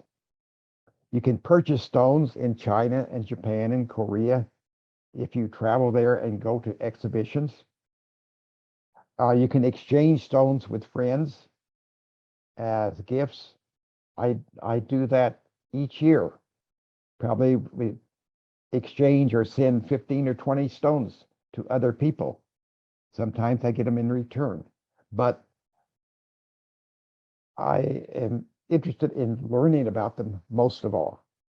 And if you're going to build a collection, focus on quality, not on the quantity of stones. And be careful or cautious about purchasing a stone on the internet. Most stones for sale on the internet don't show the stone from all angles. They just show the best view. And if you're going to spend any amount of significant money on a stone on the internet, ask for pictures from all sides at the bottom. Remember that if the stone really looks nice, it's probably just been sprayed with water or oil right before the image was taken. I bought a few stones that looked wonderful on the internet. When they showed up in my house, they were dull and totally different. But also, I need to caution you about scam operations on the internet. Sadly, that they exist. People are publishing pictures of stones that they don't own. They negotiate a price. They want you to pay for them before they ship them, but they never ship the stones. And so you must be careful and deal with people that you know, and don't pay the full price up front. Pay part of it, and then when you get the stone, pay the rest. But be careful on the internet. Now, when you go out searching in nature for stones, where do you go? And are good stones easy to find? No, they're not. You can go out and spend several days before you find a really good stone. And don't go out and expect to find a stone like this. These wonderful steep mountain-shaped stones with the sharp peaks, they don't exist in nature. This is a man-made stone. So one good way is searching riverbanks where they have gravel bars, especially rivers coming out of mountains where they're clear. There is a lot of action, movement, fast-flowing waters that tumble the stones. They're cutting through various layers of rock, and they're bringing stones down, and in the process, tumbling, grinding, cracking them open. And study the water's feature. When is it the water's the highest, the lowest? When are gravel bars exposed? And learn where the stones are. The larger stones will be at the top part upriver of the gravel bar. The smaller stones will be at the lower end of the gravel bar. In pools, you'll find some of the larger, more interesting stones. So mountain rivers are much better than searching in lowland rivers or muddy waters or slow moving. In slow moving waters, they often are covered with mud and dirt, other things, and just you don't have the tumbling action and rocks hitting together, breaking open that you find in the mountain rivers. Rocky, wind-blown desert, semi-desert areas are wonderful places to look for stones because the fan-laden winds blow constantly, day after day or month after month, over the exposed stones, etching them and wearing away the softer aspects parts of the stone. In the lower left is in Wyoming at 10,000 feet. This is where a layer of limestone and quartz deposits have been exposed. So 10 months out of the year, this is covered with snow. And only 2 months out of the year can you get in to search for it. And you find these wonderful stones that have been formed through freezing and breaking and the effects of weathering. And you need to look at places like this. Beaches, rocky beaches are a great place. It takes time to learn where to go to find them. Where you see road construction where it's cut through layers of rock along those sides, exposed sides may be good places. So it's important to study the geology of your country. Most countries have a National Geological Survey. There are geological maps, and good Suiseki viewing stones can be found in sedimentary rock, igneous rock, metamorphic rock, but look for deposits of limestone, basalt, serpentinite. Learn a little about the geology of good viewing stones, and you will quickly learn to find the best places. The upper right-hand picture is sedimentary deposits in North Dakota, the upper northwestern North America, and strongly eroded sedimentary stones, sedimentary layers, and you can go along the lower slopes and find nice rocks. In the center one is a basaltic tower from a volcano. Volcanoes are wonderful for bringing up minerals from the mantle deep into the earth crust and bringing them to the surface where they solidify or metamorphize into other rock. And in the lower left picture is of the Ishikari River cutting through basalt. There's a large deposit of basalt, ancient basalt, which is black, and the water cuts through it. In the wintertime, when the snow melts, the river rises and the water flows very strongly and breaking rocks apart, slowly eroding away the softer parts. And so study the geology, talk to geologists, and look for places where you have fracturing, eroding from long-term weathering, presence of other minerals and impurities in stones, and you will slowly improve your collecting skills.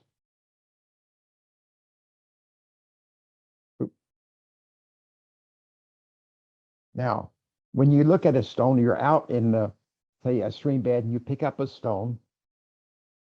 How do you know what it looks like? Is it a good stone or is it worth carrying back? And you can hold it in your hand and turn it. And does it invoke any feelings? Does it have the potential to invoke feelings?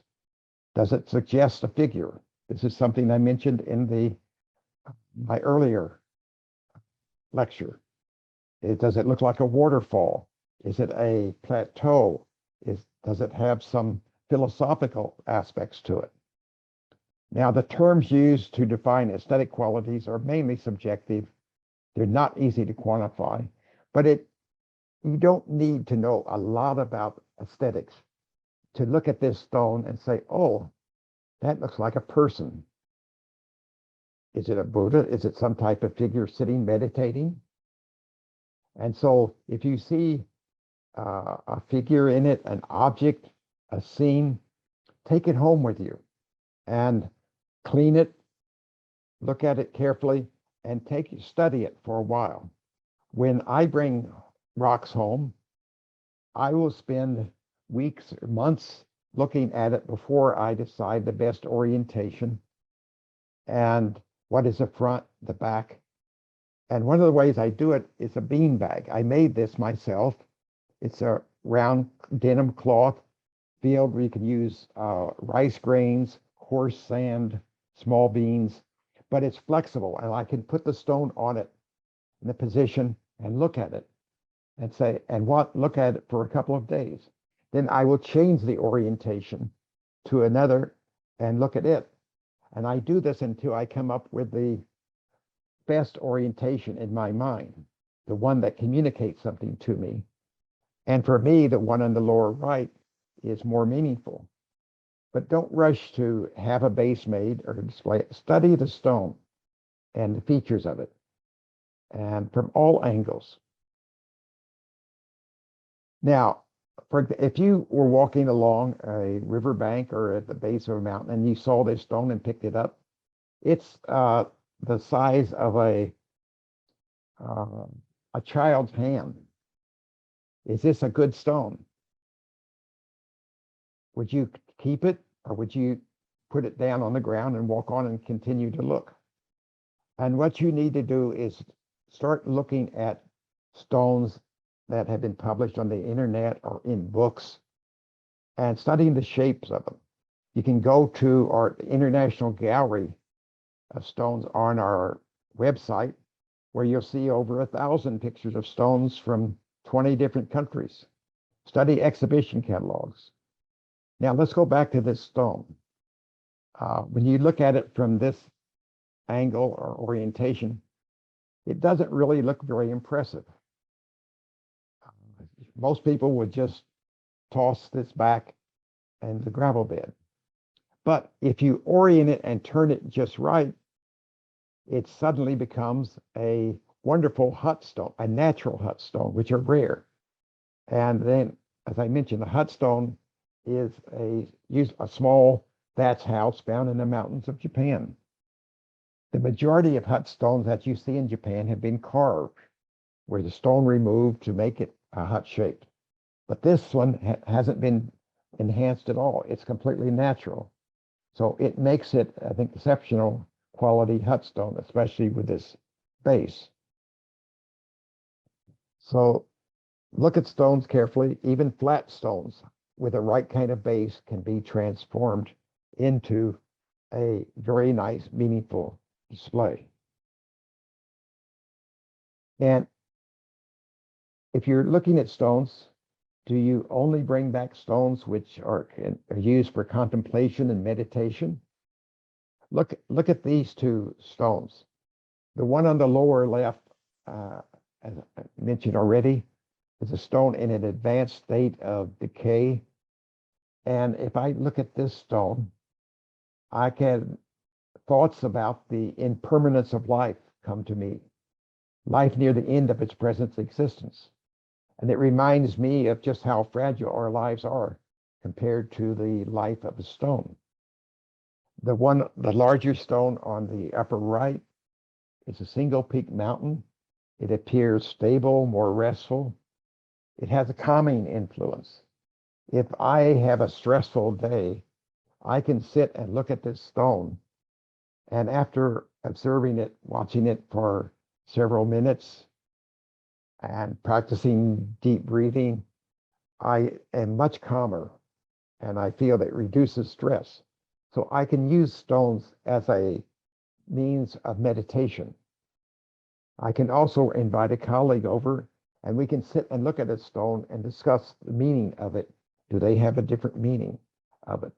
And stones can function very well in this meditative, contemplative mode, but it's not the only way. I like stones that are more playful and restful. And it's fine if you use a stone just to invoke a smile or bring joy to someone. The stone on the lower left is a medium-sized stone from Liguria limestone. And in this particular position on this platform type pedestal, it reminds me of a dog, perhaps a puppy. And I smile when I see this.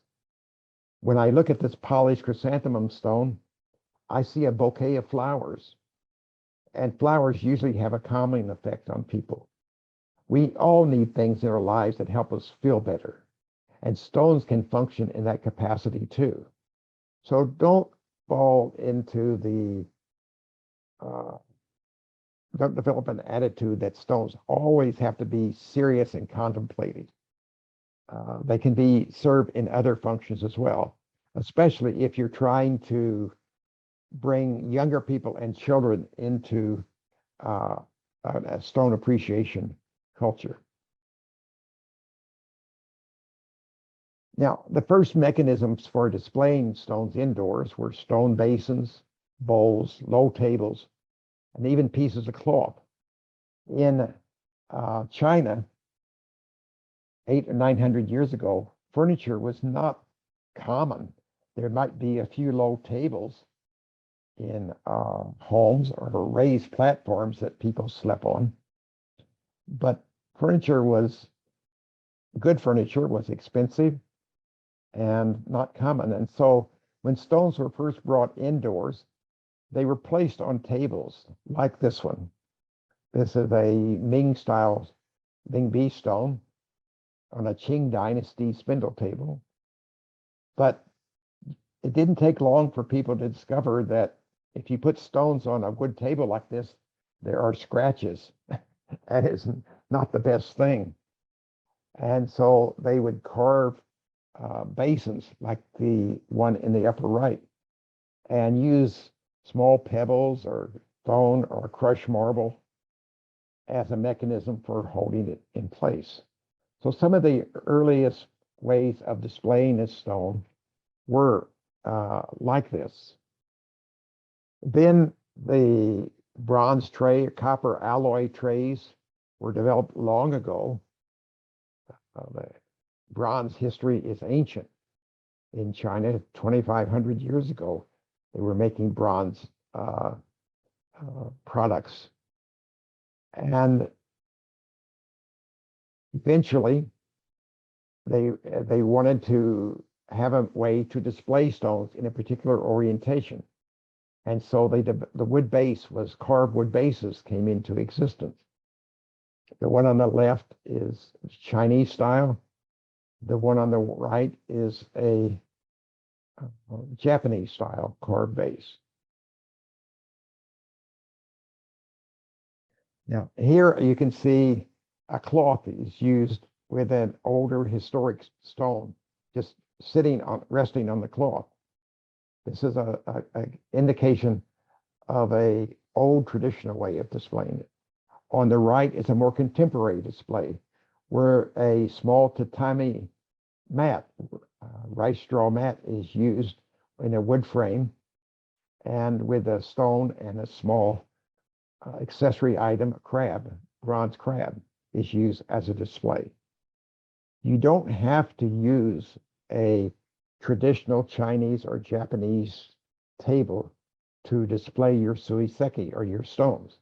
You can adapt small tables in an Indian style to use for stone displays. Or you can use other mechanisms. Be creative.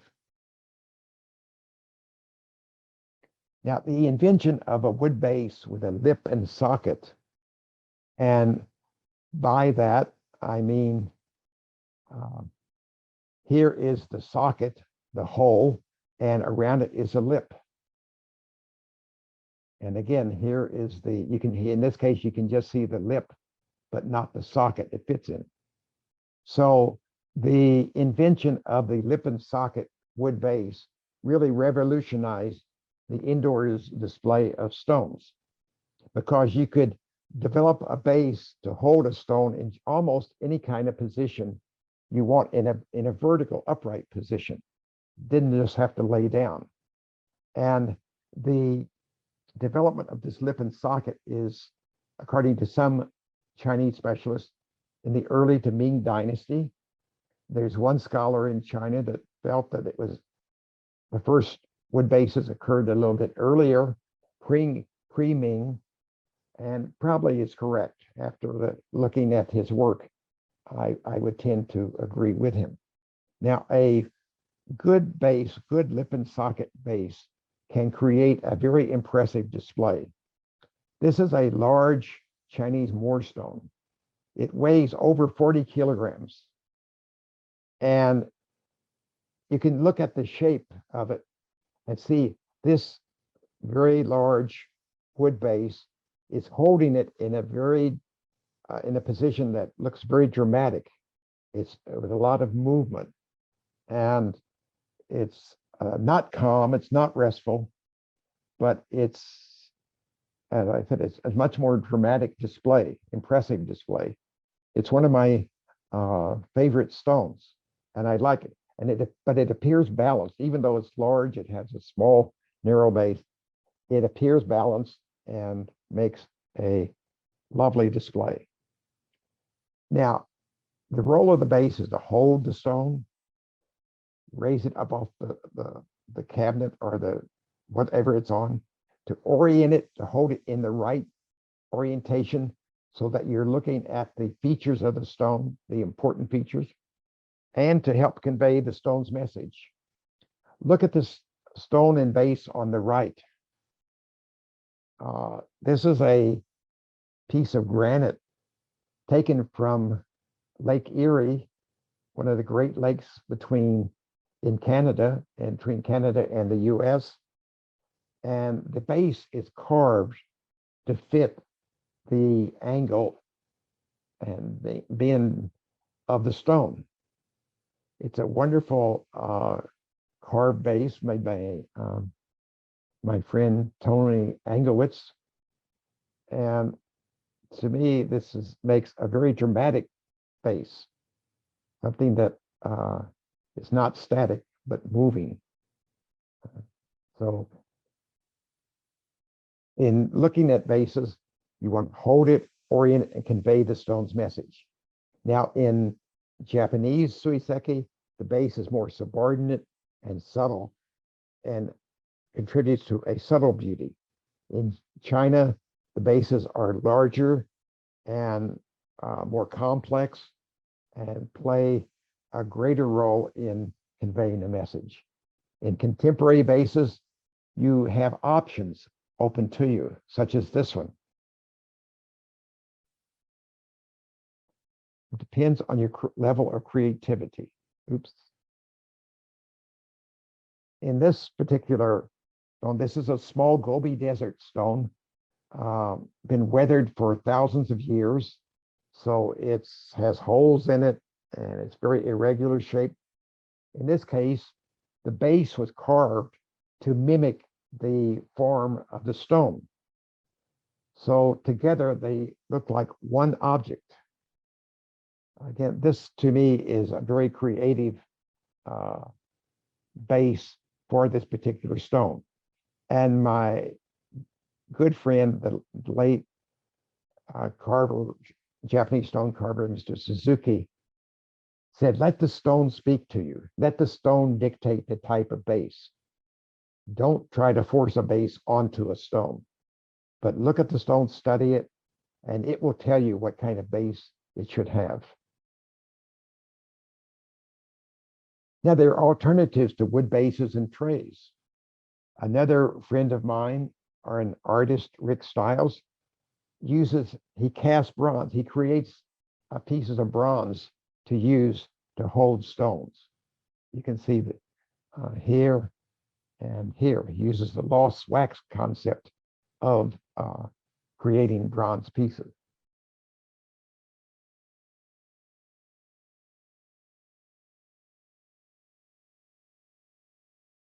Metal suibans are usually some type of copper alloy or copper. Copper alloys are also known as bronzes. Most of them are low, shallow, like you see here, this Harada Hone tray, very large one, prized in Japan. Or they sometimes will modify or use deeper trays that were used for ikebana arrangements or for incense burning. And those have been successfully used with stones, larger, heavier stones. In this case, this is an Evi River stone, a waterfall stone, but the waterfall doesn't go all the way to the bottom. So by positioning the stone deeper into the sand, I can have the waterfall actually reach the sand, so it looks more realistic. The other option would be simply to cut the stone, and I don't want to do that. I prefer not to do that. Here is an excellent Japanese display with a dobon or metal suibon. Both terms are used for the metal trays. And this one has a design on it. They can be plain or have a design. The stone, the texture and the color of the stone matches in harmony with the tray. And then the sand is usually a neutral color. And it's best to avoid brightly colored sand, different colored sand, so it doesn't compete or take the viewer's attention away from the stone itself. Now, ceramic trays can be glazed, as you see here. They can be unglazed, or here with two types of glaze. The inner glaze is a blue. This particular tray can be used for a setting that indicates water and part of it exposed. So there are many, many options to this. And I have been using a local ceramicist to develop a more contemporary style trays for me to display stones in a more modern fashion. Now, the use of sand originated in Japan during the Meiji period. And the Japanese like softer, neutral colors. And there's a tremendous range of sands that can be found in nature, ranging all the way from black sands, green sands, to white sands. And this is green. It's preferred to have uniform size grains and uniform color. You don't want sand with that's too many mixed colors into it, because it serves as a distraction. It's tamped down smooth in Japanese style and placed close to the top.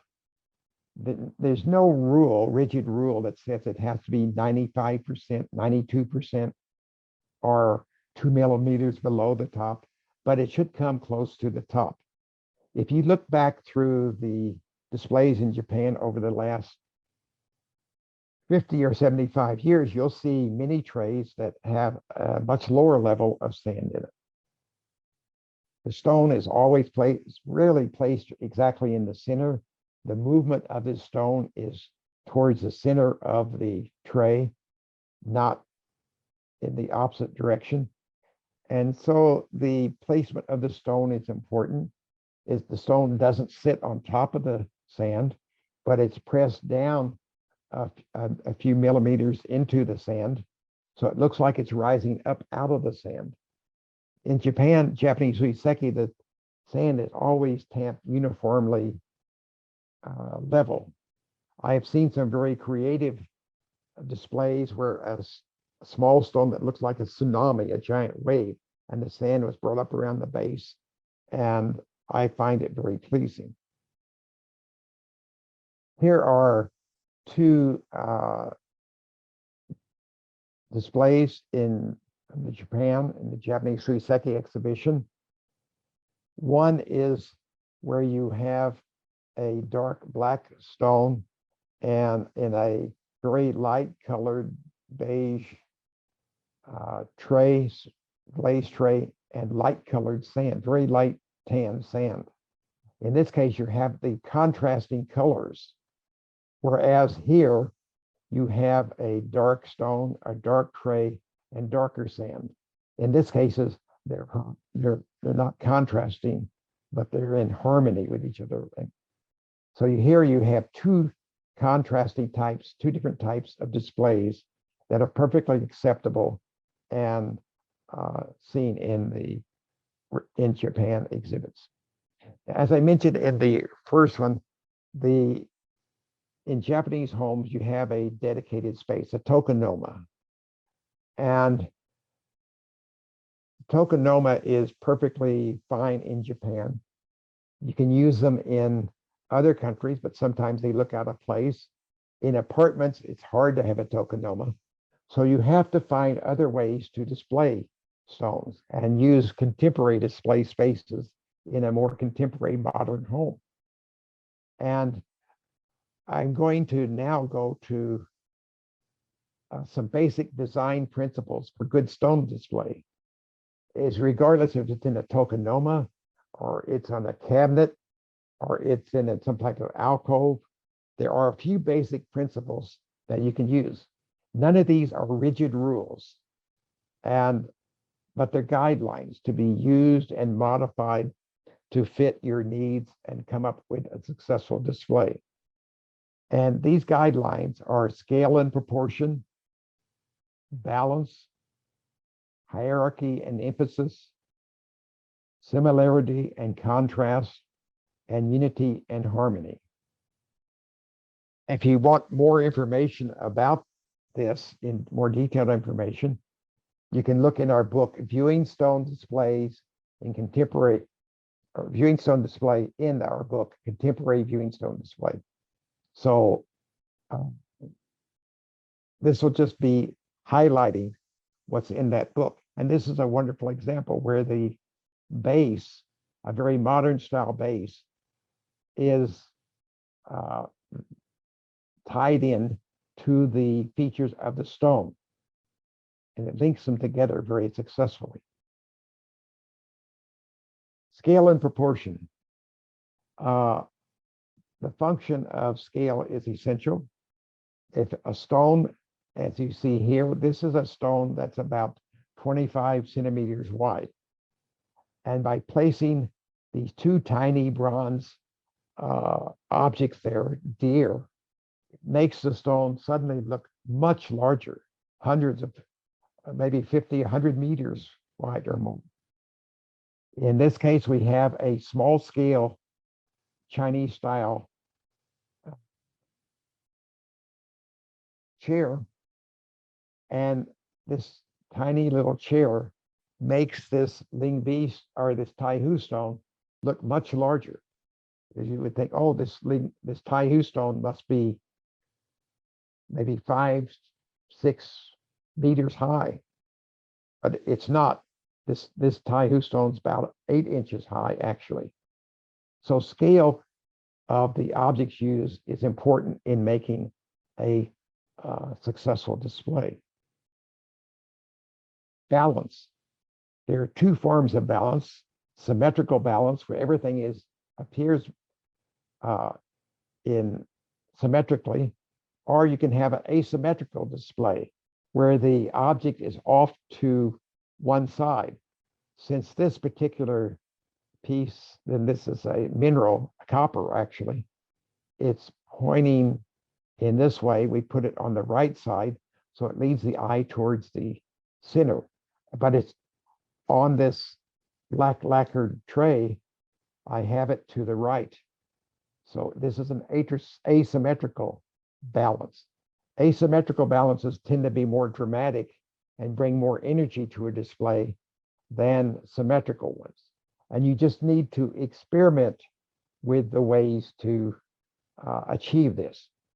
Here I used a no mask from a Japanese display. You can use other art objects.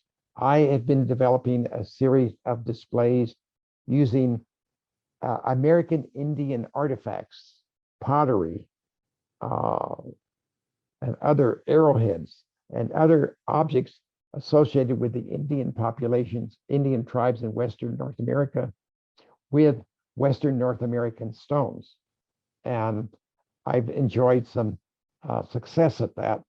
And so I would encourage you to do that too. Hierarchy and emphasis. In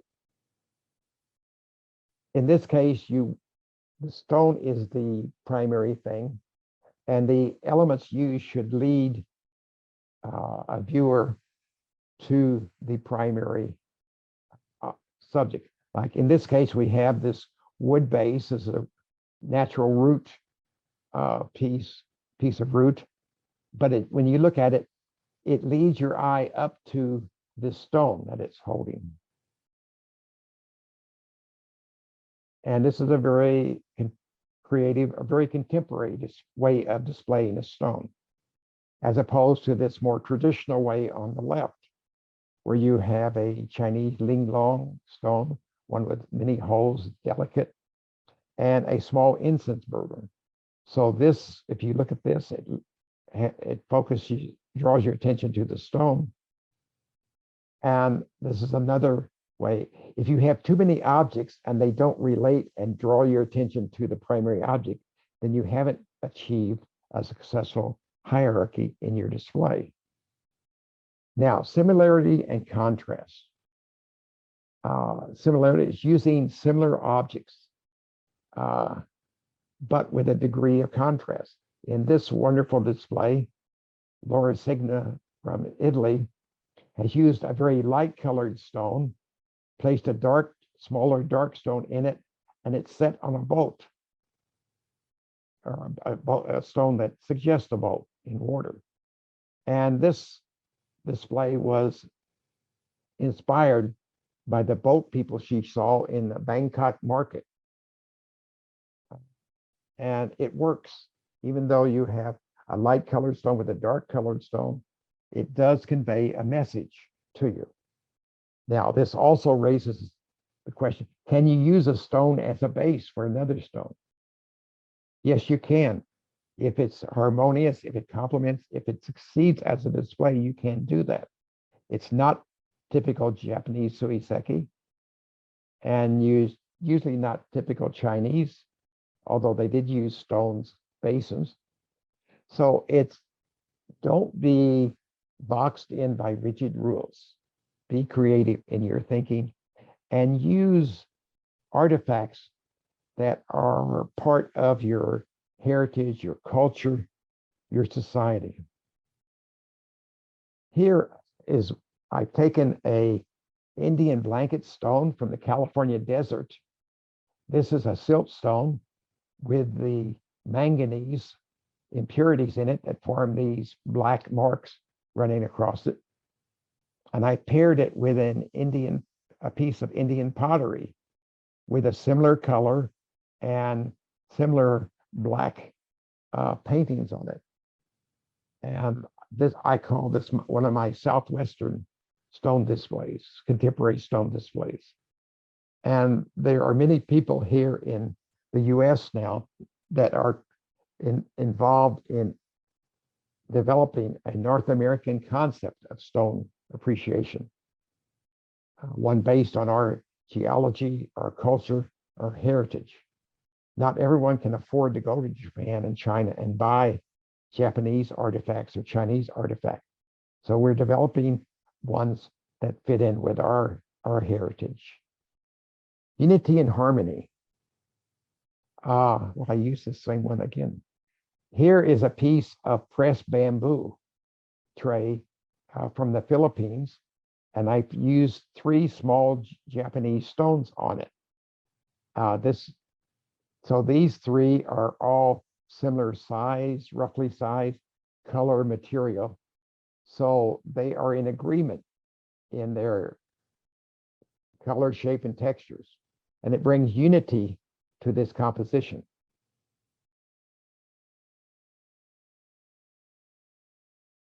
In this case, in this display, another Japanese landscape stone with a bronze accessory. We have an example of scale and proportion. The object here is bringing scale to this display. It's a little asymmetrical. The stone is off center, but it makes it more dramatic because you have a rocky seacoast here with a lighthouse opening to the sea and ships coming by, warning them of the rocky area.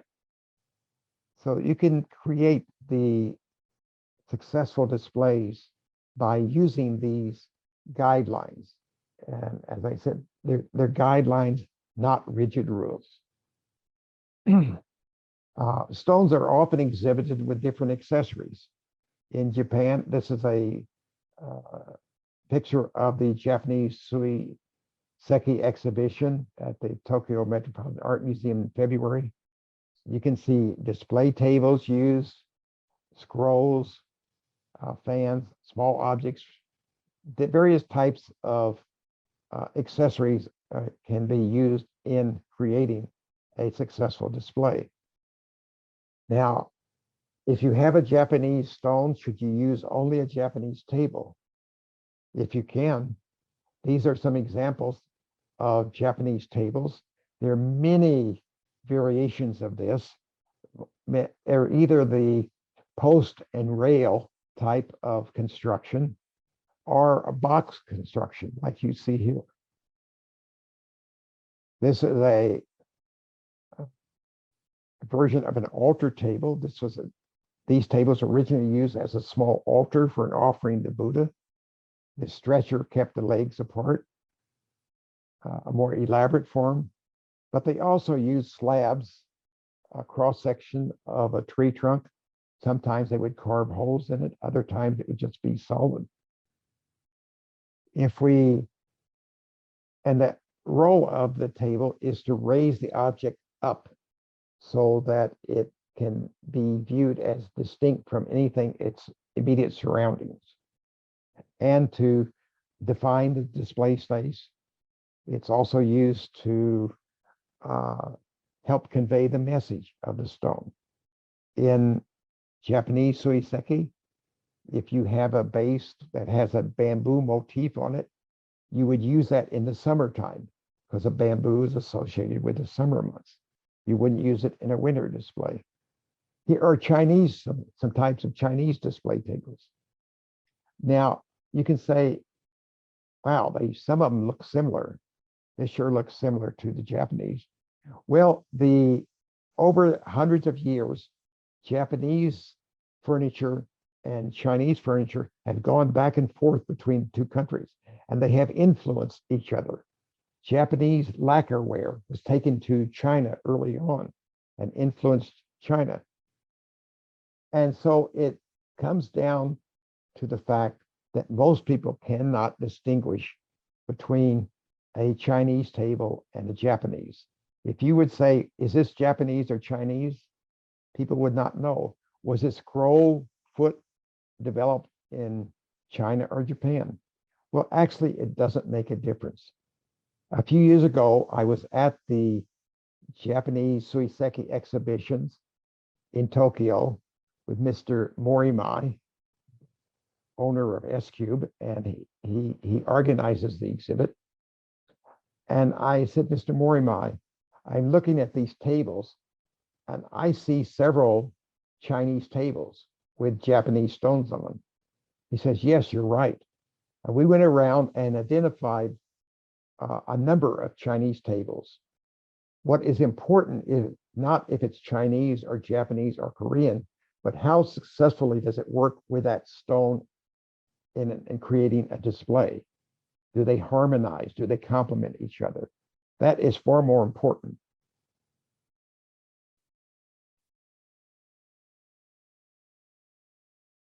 You can also use display tables that display more than one stone. There are display tables for 2, for 3, or I've seen them with 10 or 12 stones. So these are typically used with smaller stones, one that you can hold in your hand. In this case, both of these are Chinese stones, Ying stones, and also Gobi desert stones. We have in our Southern California deserts also very small stones that are worn by wind and sand, and you can use those successfully in these types of display tables. So you are not limited to one stone per table. It again depends upon the size of the stone, the texture, the table, and what you're trying to convey. You see all these have a similarity to them, and the same in this display.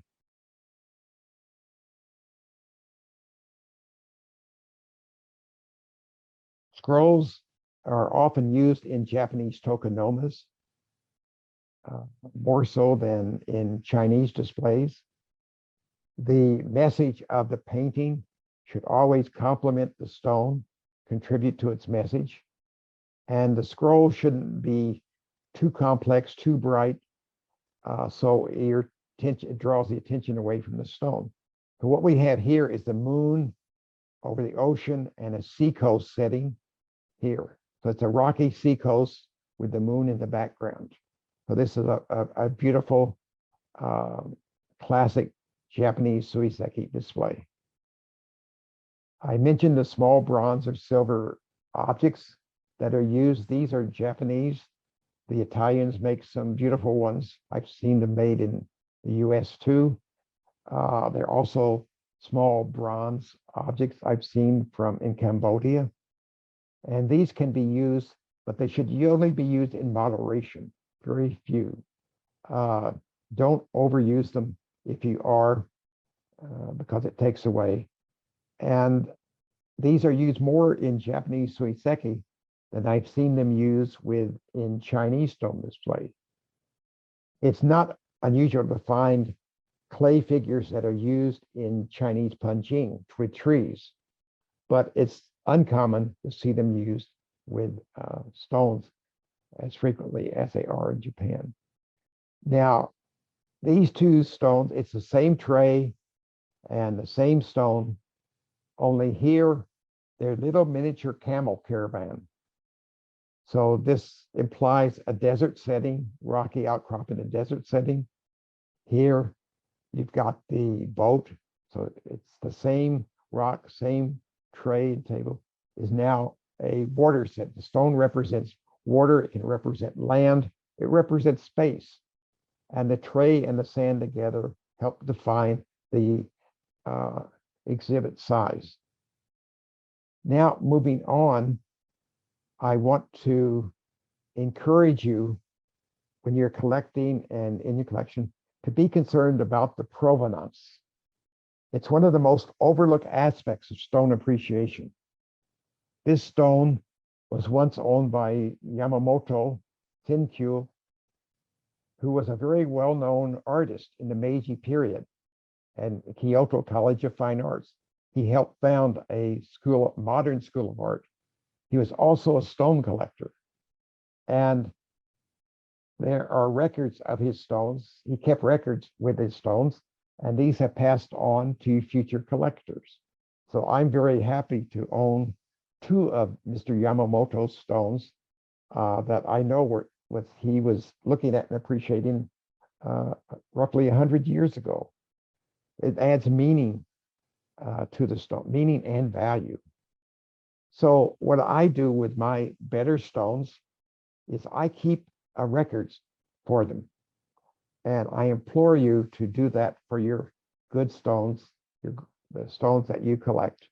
And I have a photograph of the stone, the box it's in. I assign a unique accession number to it. If it has a poetic name, I put it here. The origin of it, source, how I got it, when I got it, the type of stone. And then I have the information about the base, the box, publication, where it was published, where it was displayed, and then notes about it. I keep a copy of this in the box with the stone, and I also keep an electronic copy, so that in the future, this is a particularly important stone owned by a well-known collector for 40 years, Mr. Suzuki, before it came to me. And eventually it's going to be passed on to somebody else.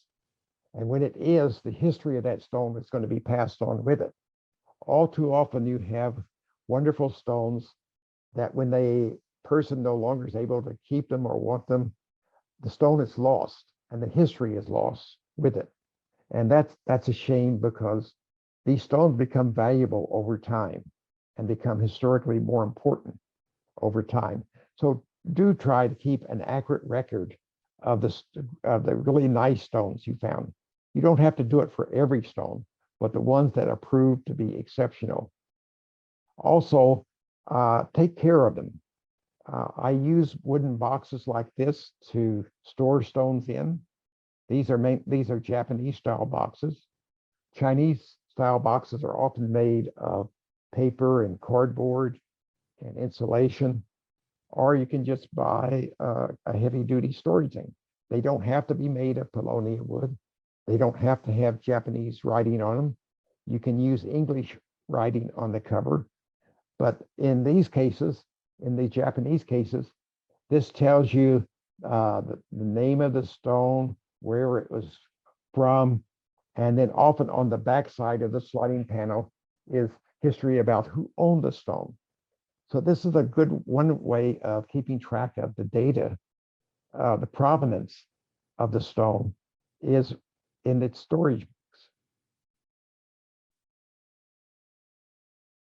Now, the joy of stone appreciation is all about the search and finding a good stone, even if you go out and find it in nature, or if you're in a market and see a stone and say, oh, this is a great find, and negotiate for it. I enjoy in the Chinese markets, when they see me coming, the price is always quite high. And I say, Tai Kui, La's, it's too expensive, lower the price. And then we go back and forth with a calculator, and it's part of the acquiring a good stone that I enjoy. It's also, stone appreciation is about developing a good display, the right orientations. It's about viewing and appreciating it, developing the proper base for the stone, as here. There's so many aspects of stone appreciation. It's also about discussing stones with friends, freely sharing information, involving people of all ages. One of the ways that we learn about stones, we go to some of the smaller club exhibits throughout Japan, northern Japan, central, southern Japan, and we'll sit around like this drinking tea, and I have my notebook, and we'll sit there for an hour, 2 hours, and I ask them questions. What is your definition of Suiseki? What is Biseki?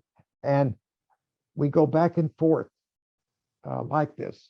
I took a stone to a meeting like this, and I wanted to develop a base.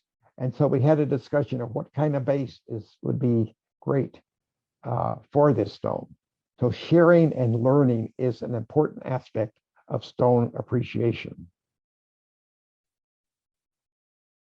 Now, the joy of stone appreciation is about learning from the Chinese, Japanese, and Korean practices, then adapting and developing a stone culture based on the geology, the rich cultural history of India. Each country, I feel, should adopt practices to their customs and accepted aesthetic concepts. The aesthetics in one country are not necessarily the same as the aesthetic principles in another. This particular Indian figure stone suggests the Hindu god Ganesha, and it's in a beautiful altar-shaped base. This is not a typical Japanese Suiseki. It's not a typical Chinese style. This is a very distinct Indian style display of an Indian stone, and I think it's great. And this is what I encourage you to pursue in later this year and in the years to come. Above all, continue learning about all aspects of doing stone appreciation. You can visit our website. Each month we update it. There's a catalog of over 120 feature articles on different aspects. Last year, we started a seminar series on videos they're placed on YouTube. And if you're interested in being on our mailing list to receive notices about updates and seminars, contact us at tselias@visana.org. We'll be happy to keep you informed. But above all, enjoy the pursuit of stone appreciation, share and learn. You're never too old to learn something new. Thank you very much for your attention. I'll stop now and turn this back over to Karen. Thank you. Thank you, Master Tom. It was such an informative lecture, and Thank you for sharing your immense wealth of knowledge with us.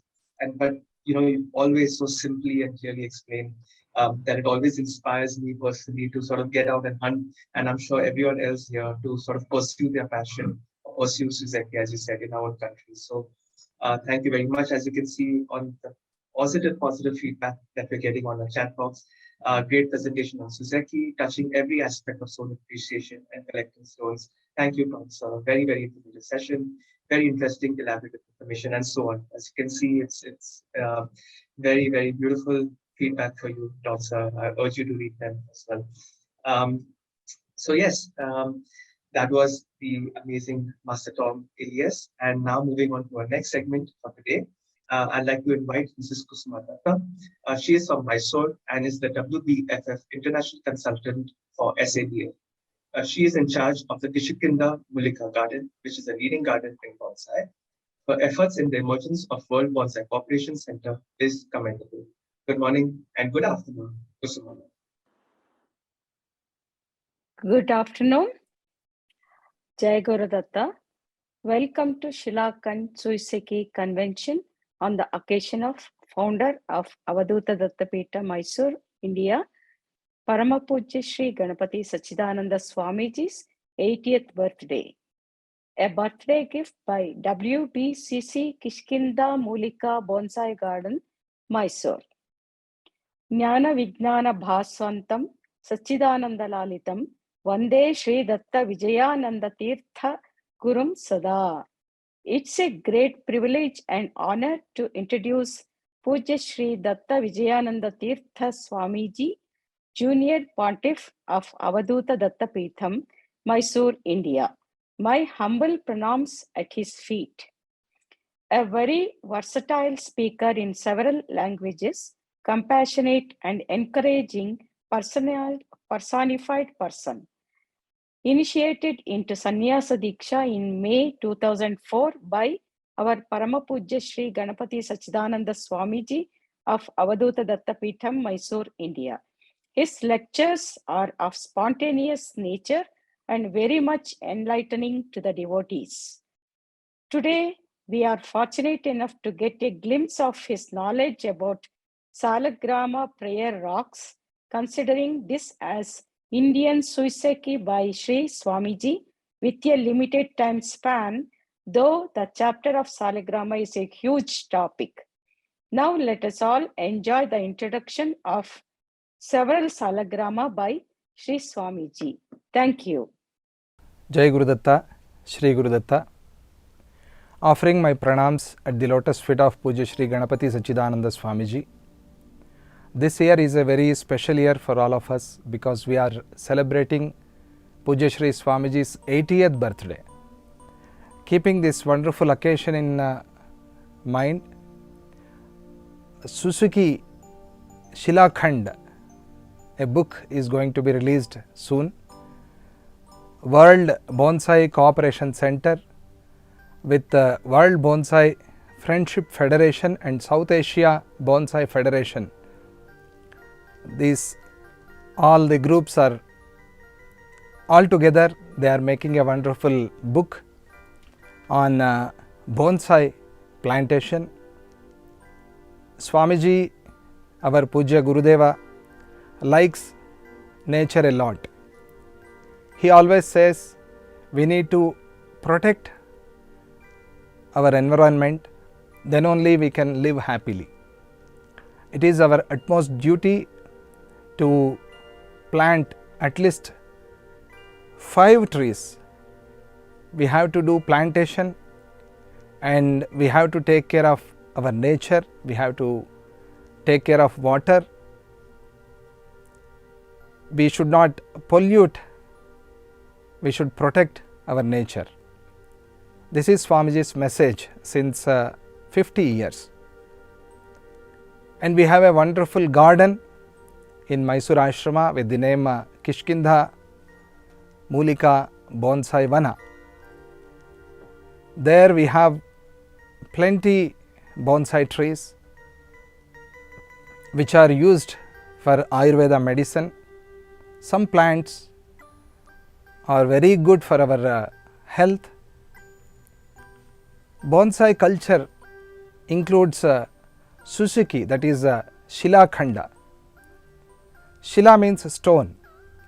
Stone has a very good place in our culture, especially in Vedas, in Shastras, Puranas. Everywhere they mention worshipping Shila, worshipping stones. There are 5 types of worships: Ganapathy, Ganesha, Aditya, Salagrama Vishnumurti, Narmada Shivalinga or Narmada Banalinga, and 5th one is Ambika Salagrama. These 5 gods should be worshipped every day by everyone. This is what our Vedas and Shastras, Puranas say. Maybe this is like a bridge for bonsai culture and Indian culture. Salagrama has a very deep meaning and a very special place in our culture. Swamiji has a very big collection of salagramas in Mysore Ashrama. Salagrama, this name is from Devanagari, that is Samskrita. Some people say Salagrama, some say Salagrava, some people say it call it as Saligrama. The correct pronunciation of this is Salagrava. Sala means insect, grava means the stone. The stone created or sculptured by insect is called Salagrama or Salagrava. It is not man made, it is by itself, it is nature made. That is why in our Puranas, to get blessings of Mahavishnu, one who is protecting the creation, we need to worship Salagrama. Salagrama worshipping is very easy. This Salagrama is from Gandaki river, which is now in Nepal. We get Salagramas, these type of stones, many places in the world. But Gandaki river is a very special river. It is said in Puranas that Gandaki river is being created by Mother Goddess Durga Devi or Kalika Devi. Her throat is there fallen in that river. From that day, Salagramas made in that river. There is a wonderful story in Puranas. You may all research later on. Salagrama is none other than Vishnumurti, Lord Mahavishnu. That is why we need not to invite him. He is always present there in Salagrama. Without worshipping, we cannot purify our mind. To purify our mind and get blessings of Supreme Soul, Paramatma or Lord Mahavishnu, we need to do worship every day. Salagrama worshipping is very special. Many have a collection of Salagramas, but they decorate, they put in the showcase, which is not correct. We have to worship. Worshipping Salagrama is very easy. Put some water, he likes water. That means he is teaching us to protect water. So water is a very important place in bonsai culture and in protecting nature. Put some water and after that clean it, wipe it off, and then put a tulasi dala. Tulasi means basil leaf. Put a tulasi dala on Salagrama. That is it. That is worship. Pray, he will bless you. This is a very simple worship in our Puranas, in our scriptures. So today we are going to witness some wonderful collection of Pujya Shri Ganapathy Sachidananda Swamiji of Salagramas. Our Sumant is also participating today. He has a very good knowledge in Salagramas. These Salagramas have been worshipped by Pujya Shri Swamiji since many decades. Many Salagramas Swamiji got from his ancestors. They worshipped and they gave it to Swamiji, and now Pujya Shri Swamiji is worshipping. It goes on like that. In some places they worship for 1000, 2000 years. 2000 years Salagrama we can see many places. Here also today we are going to see so many wonderful Salagramas. Let me try to explain about Salagrama. Now we shall start with this Salagrama. This is called Lakshmi Narasimha Salagrama.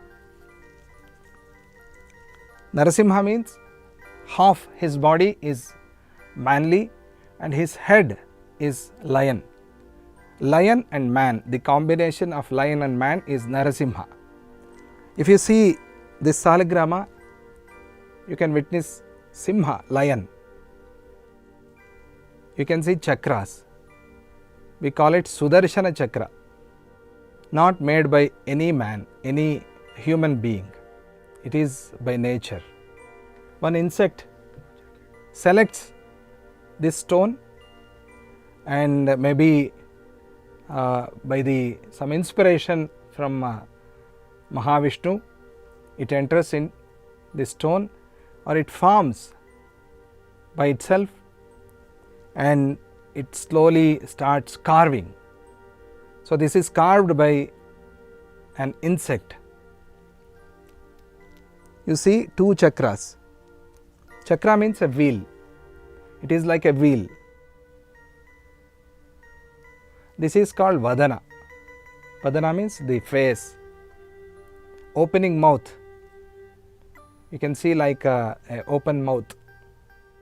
These type of Salagramas, these type of stones, you can only get in Gandaki river, which is in Nepal. This is from there. We cannot say how old is this Salagrama. No one knows about this Salagrama's age. So this is Lakshmi Narasimha Salagrama. This is Matsya Salagrama. Matsya is fish. It looks like a fish. Hope you can see this from here. Matsya Salagrama. Matsya is the first incarnation of Mahavishnu. It's a wing. It is like its fin sometimes, and we can see it as its bone, side bones of the fish. Matsya Salagrama. This is Lakshmi Varaha Salagrama. Varaha is the third avatara, third incarnation of Mahavishnu. Varaha means good day. Vara aha. Vara means good, aha means day, good day. When he came to our place, means the planet Earth, that day was good day. That is why his name is Varaha. This is Varaha Salagrama. Our Pujya Gurudeva Ganapathy Sachidananda Swamiji every day worships all the Salagramas with their names. Varahaya Namaha, Keshvaya Namaha. Remember that name, and then he worships. And he prays for the goodness of the universe. This is a very special Salagrama. Swamiji likes it, Swamiji loves it a lot.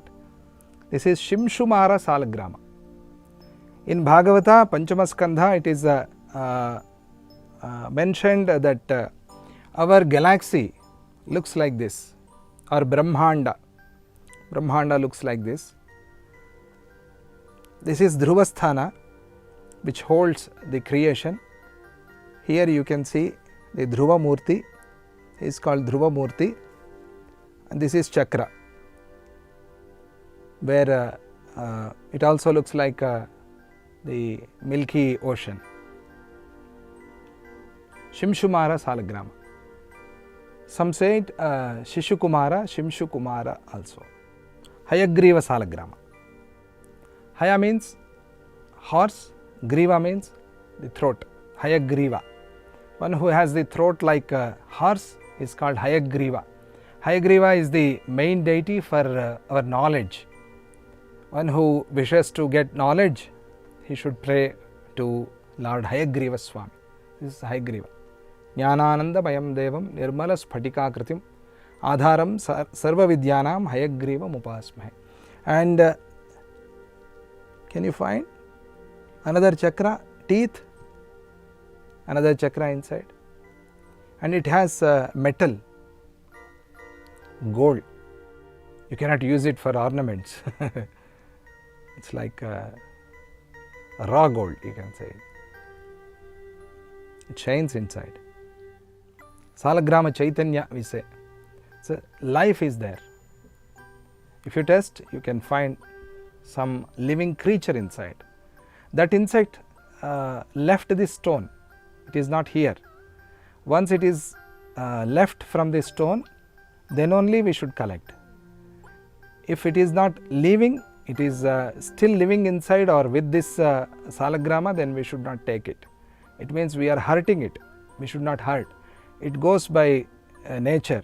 It is naturally went off. It is naturally left this stone. Then only we can take this stone, collect this stone. One stone. Okay? You can open it. We didn't break it. It is natural. See inside? Shivanabhi. Shivanabhi Salagrama. This is a very special Salagrama. Swamiji likes it very much. This is Savyapasavya Sudarshana Salagrama. Savya means clockwise chakra, wheel. Apasavya means anti-clockwise wheel. Both sides. We worship this for inner purification. Antashatru Nivarana. This is Vishnu Pada. Pada means the holy feet of Mahavishnu. Vishnu Pada Salagrama. See, this is like maybe a month-year-old baby's feet like this. Vamanamurti. Vanamala. See, this is a, why that insect, that creature should create like this, we don't know.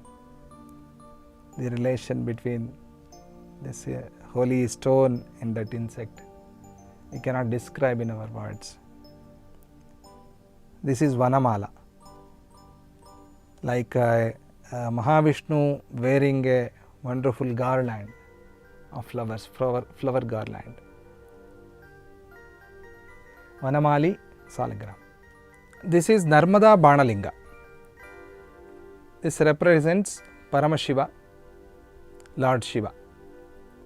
This we get in Narmada river in Madhya Pradesh. Amarkantak is the birthplace of Narmada. There, this is naturally formed, natural formation of Shivalinga, not carved, not sculptured by anyone. The stone rolls for many, many years and then it takes the form of Shiva, Shivalinga. This is called Narmada Banalinga. This is Aditya. Sphatika represents sun god. Sphatika means crystal. It makes our mind crystal clear. This is Trivikrama Salagrama. Trivikrama Salagrama. See, here is one more chakra. Here 2 chakras and here one more chakra. 3 chakras. That is why it is called Trivikrama Salagrama. And this is his Paksha. Puranas say having the darshan of Salagrama is enough.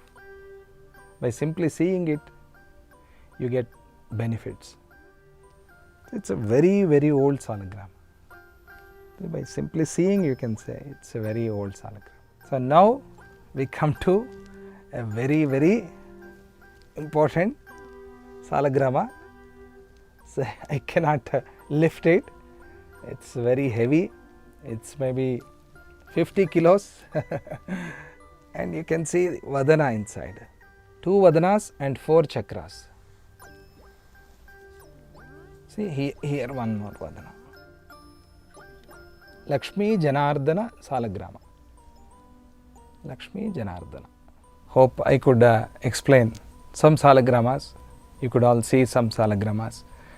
We are in a wonderful conference of bonsai. In bonsai culture, we have Suiseki, Shila Khanda. In Ashrama, we have Suiseki collection also. The important lesson we should learn from this is God is everywhere. He is in trees, He is in water, He is in the air, He is in stones, He is everywhere. He is in your heart. To see Him in your heart, you have to see Him everywhere. Then you can see Him in your heart. That is what our Pujya Gurudeva Ganapathy Sachidananda Swamiji always says. I am very happy with this conference, bonsai conference. Let us all do our best to protect our environment, and let us plant, let us protect our mother nature. This is purely Japanese stone, Suiseki. They worship in Japan. When Swamiji visited Japan, Swamiji collected a big collection from there for our Vishwa Museum and the Bonsai Garden. And now we are also witnessing Suiseki. Jai Guru Datta. All the best for Bonsai Conference. And Sneh Prasar ji, President, and many devotees who regularly visit Ashram, they are all doing wonderful service in this Bonsai Conference. May Pujya Shri Swamiji bless you all. Jai Guru Datta.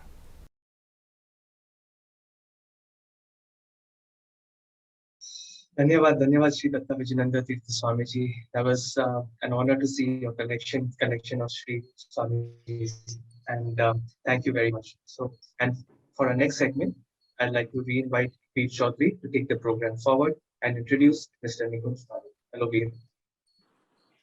Hello, Karan. Thank you so much. A pleasant day once again, everybody. It's my pleasure to introduce Mr. Nikunj Parekh to all of you today. He is the founding director of the World Bonsai Friendship Federation, WBFF.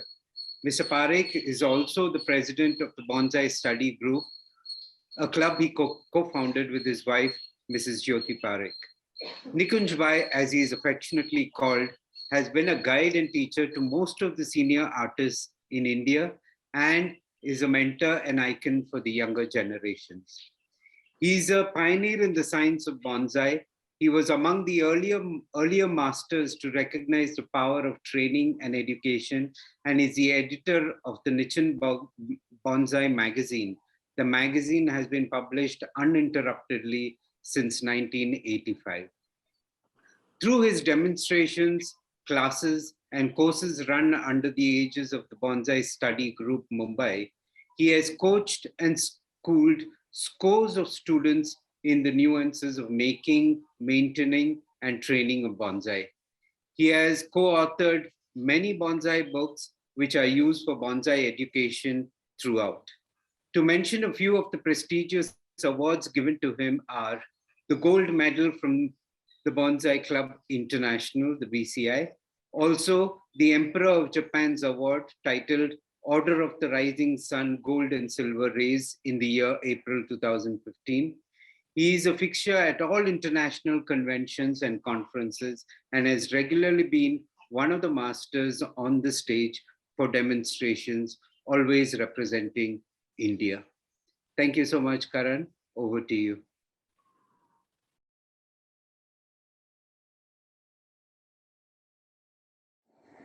Namaste everyone and good day. to all the viewers. We are today going to start discussing about Shohin bonsai. First of all, let us understand the meaning. In Japanese, Shohin means a small thing. Now, when we do bonsai, bonsai itself is a miniature tree. But here, when we call Shohin bonsai, it is restricted to 10 inches or 25 centimeters in height from the rim of the pot up to the apex of the tree. Now, Shohin bonsai can be done very easily but with perseverance for those who have small places. Small places in balcony or in terrace will do better. Only thing, when you have to follow the bonsai techniques, you have to work minutely on the Shohin bonsai, like pruning, shaping, wiring, repotting, potting, and placement of the tree in an appropriate small container, which is a ceramic pot. You have to also provide nutrition, and in summertime, especially in tropics or in India, we may need to water twice a day, because once in the morning and second time in the afternoon or evening when the sun is little less hot. We have to also keep on regular pruning and shaping. But initially, when we are growing the Shohin bonsai, let these trees grow up to the longest branches and then work on them to give a good shape or style as you desire. I'll repeat again.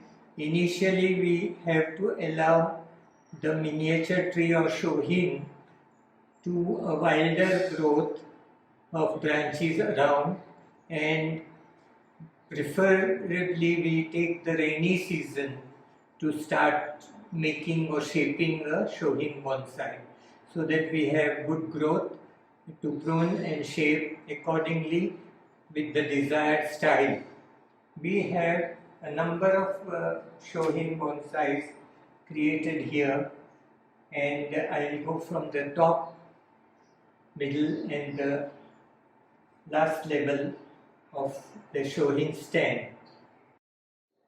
We will start from the top where the display is, and this one is a miniature of the Raitia religiosa with profuse flowering.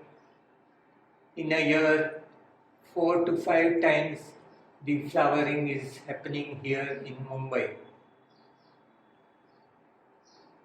Next, we have arranged the miniature Juniperus chinensis, or what they call Juniperus nana variety, which is growing very well in a semi-cascade style of bonsai.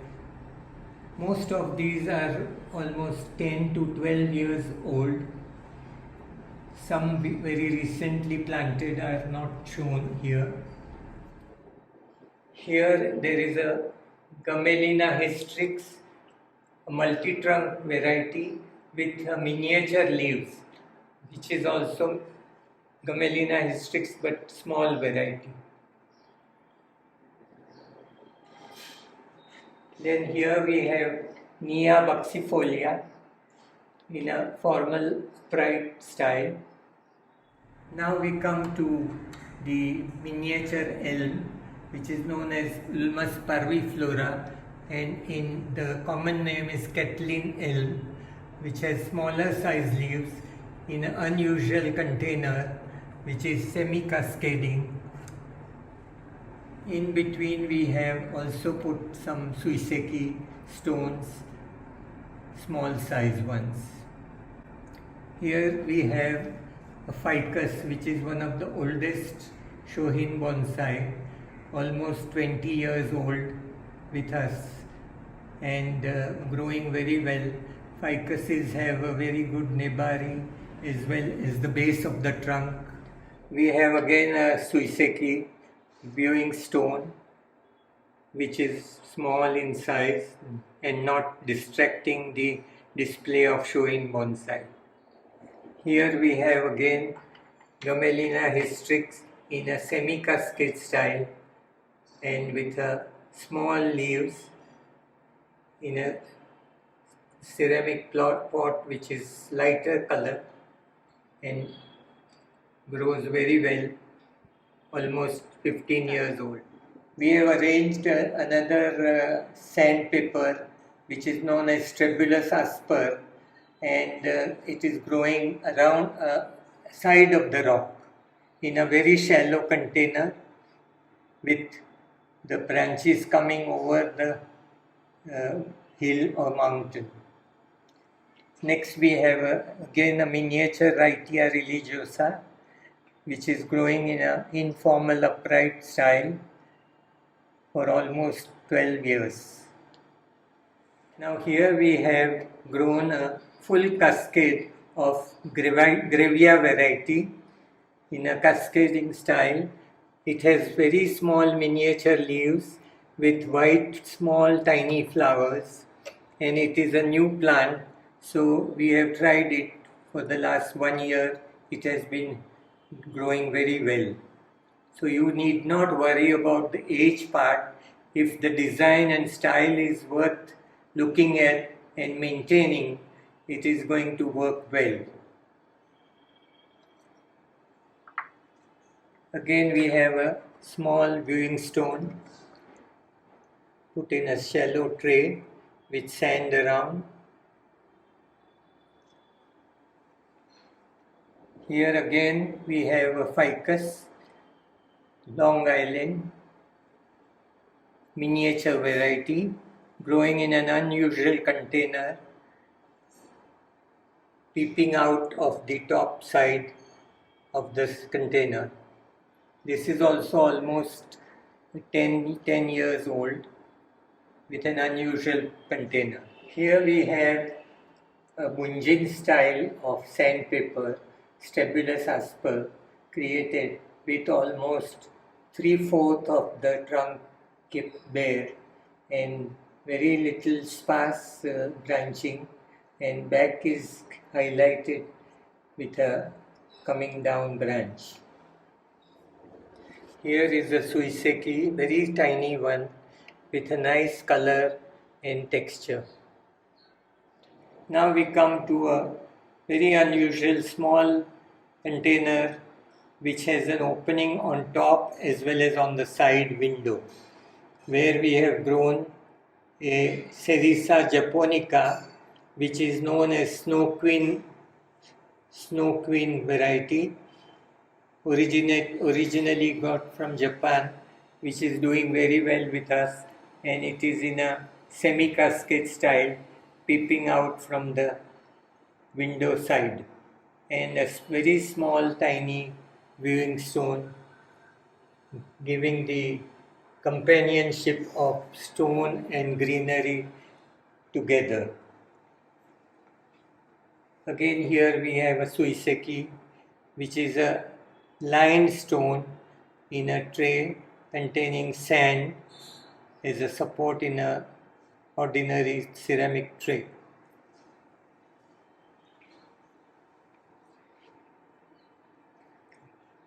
Here we have a gardenia variety of plant with mild variegation in the leaves, which is been shaped in a formal upright style and in a nice hexagonal pot. Here we have an unusual stone which I collected while I was touring the Himalayan areas, Himachal Pradesh, near the river, and I have placed it in a shallow container with sand around, and there is a little frog aside in the ceramic made into the container itself.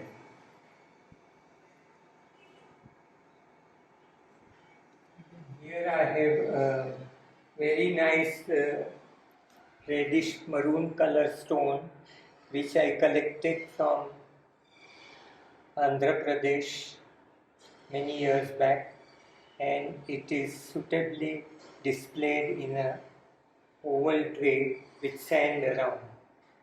And it has a lot of character of a hill or mountain viewed from a distance without any greenery.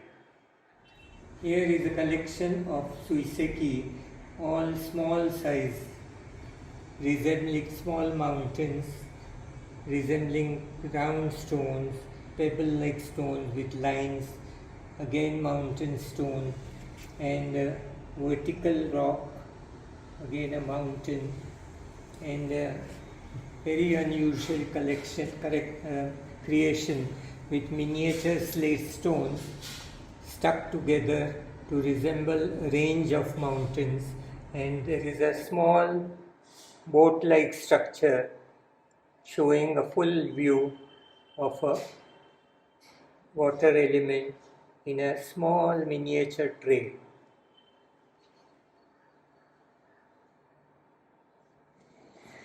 This stone is very unusual with a basin here. We can store water here, and the hill is with streaks of snow, and it is placed in a oval tray with grey sand, and luckily this was presented to me by late Daiso Iwasaki and his wife Naomi Iwasaki while we were visiting Japan.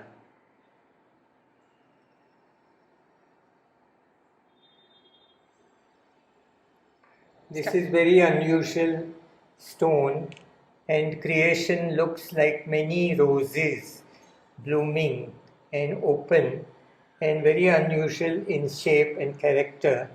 This was also a memory of Governor Tsuchiya of Saitama, who is personally known to me. He gifted me this stone. Here is a complimentary planting in an unusual Indian-made ceramic container with miniature creeper-like bamboo and also vertical blood grass growing up together, and hemigraphis is a ground cover on this side. Friends, most of our bonsai in Shohin creation has been done over a period of years, but many of them are grown by the clip and grow method.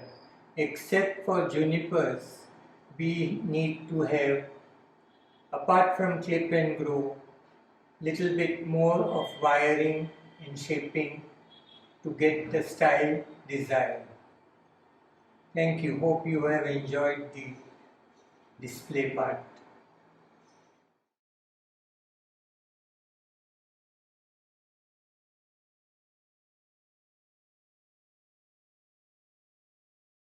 Thank you, Mr. Nikunj Parekh, for sharing your knowledge with us on Shohin, especially for people like us in Mumbai.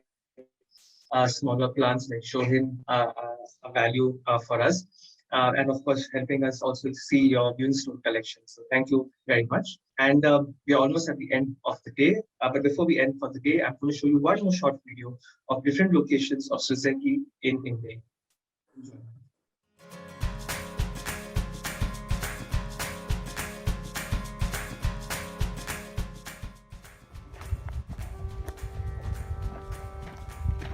Hi guys, I am on foot on a trek of 5 kilometers from the camping site. I walked till Chandatal Lake and then I climbed up a little and I reached an altitude of 14,400 feet above the sea level. Now I'm walking back. This is a track where the vehicles come, but I'm walking straight, and in some time, after 1.5 kilometers, I will take a track down in the mountains. I hope you're enjoying this view. Bye.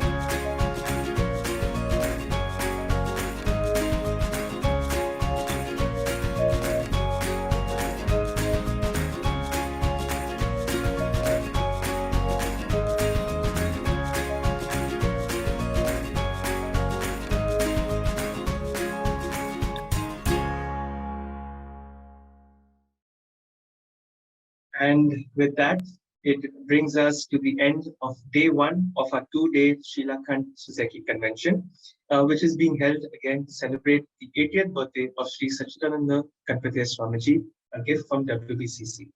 I hope you'll all enjoy today, but we have a lot more in store for you all. We meet tomorrow again at the same time, that is 8:30 a.m. Indian Standard Time, and everybody has to take part as there is a workshop on Suiseki. Along with, of course, some very interactive activities. So do not miss it. Thank you once again for joining today, and see you all tomorrow. Joining details for Zoom are the same as today. Thank you very much.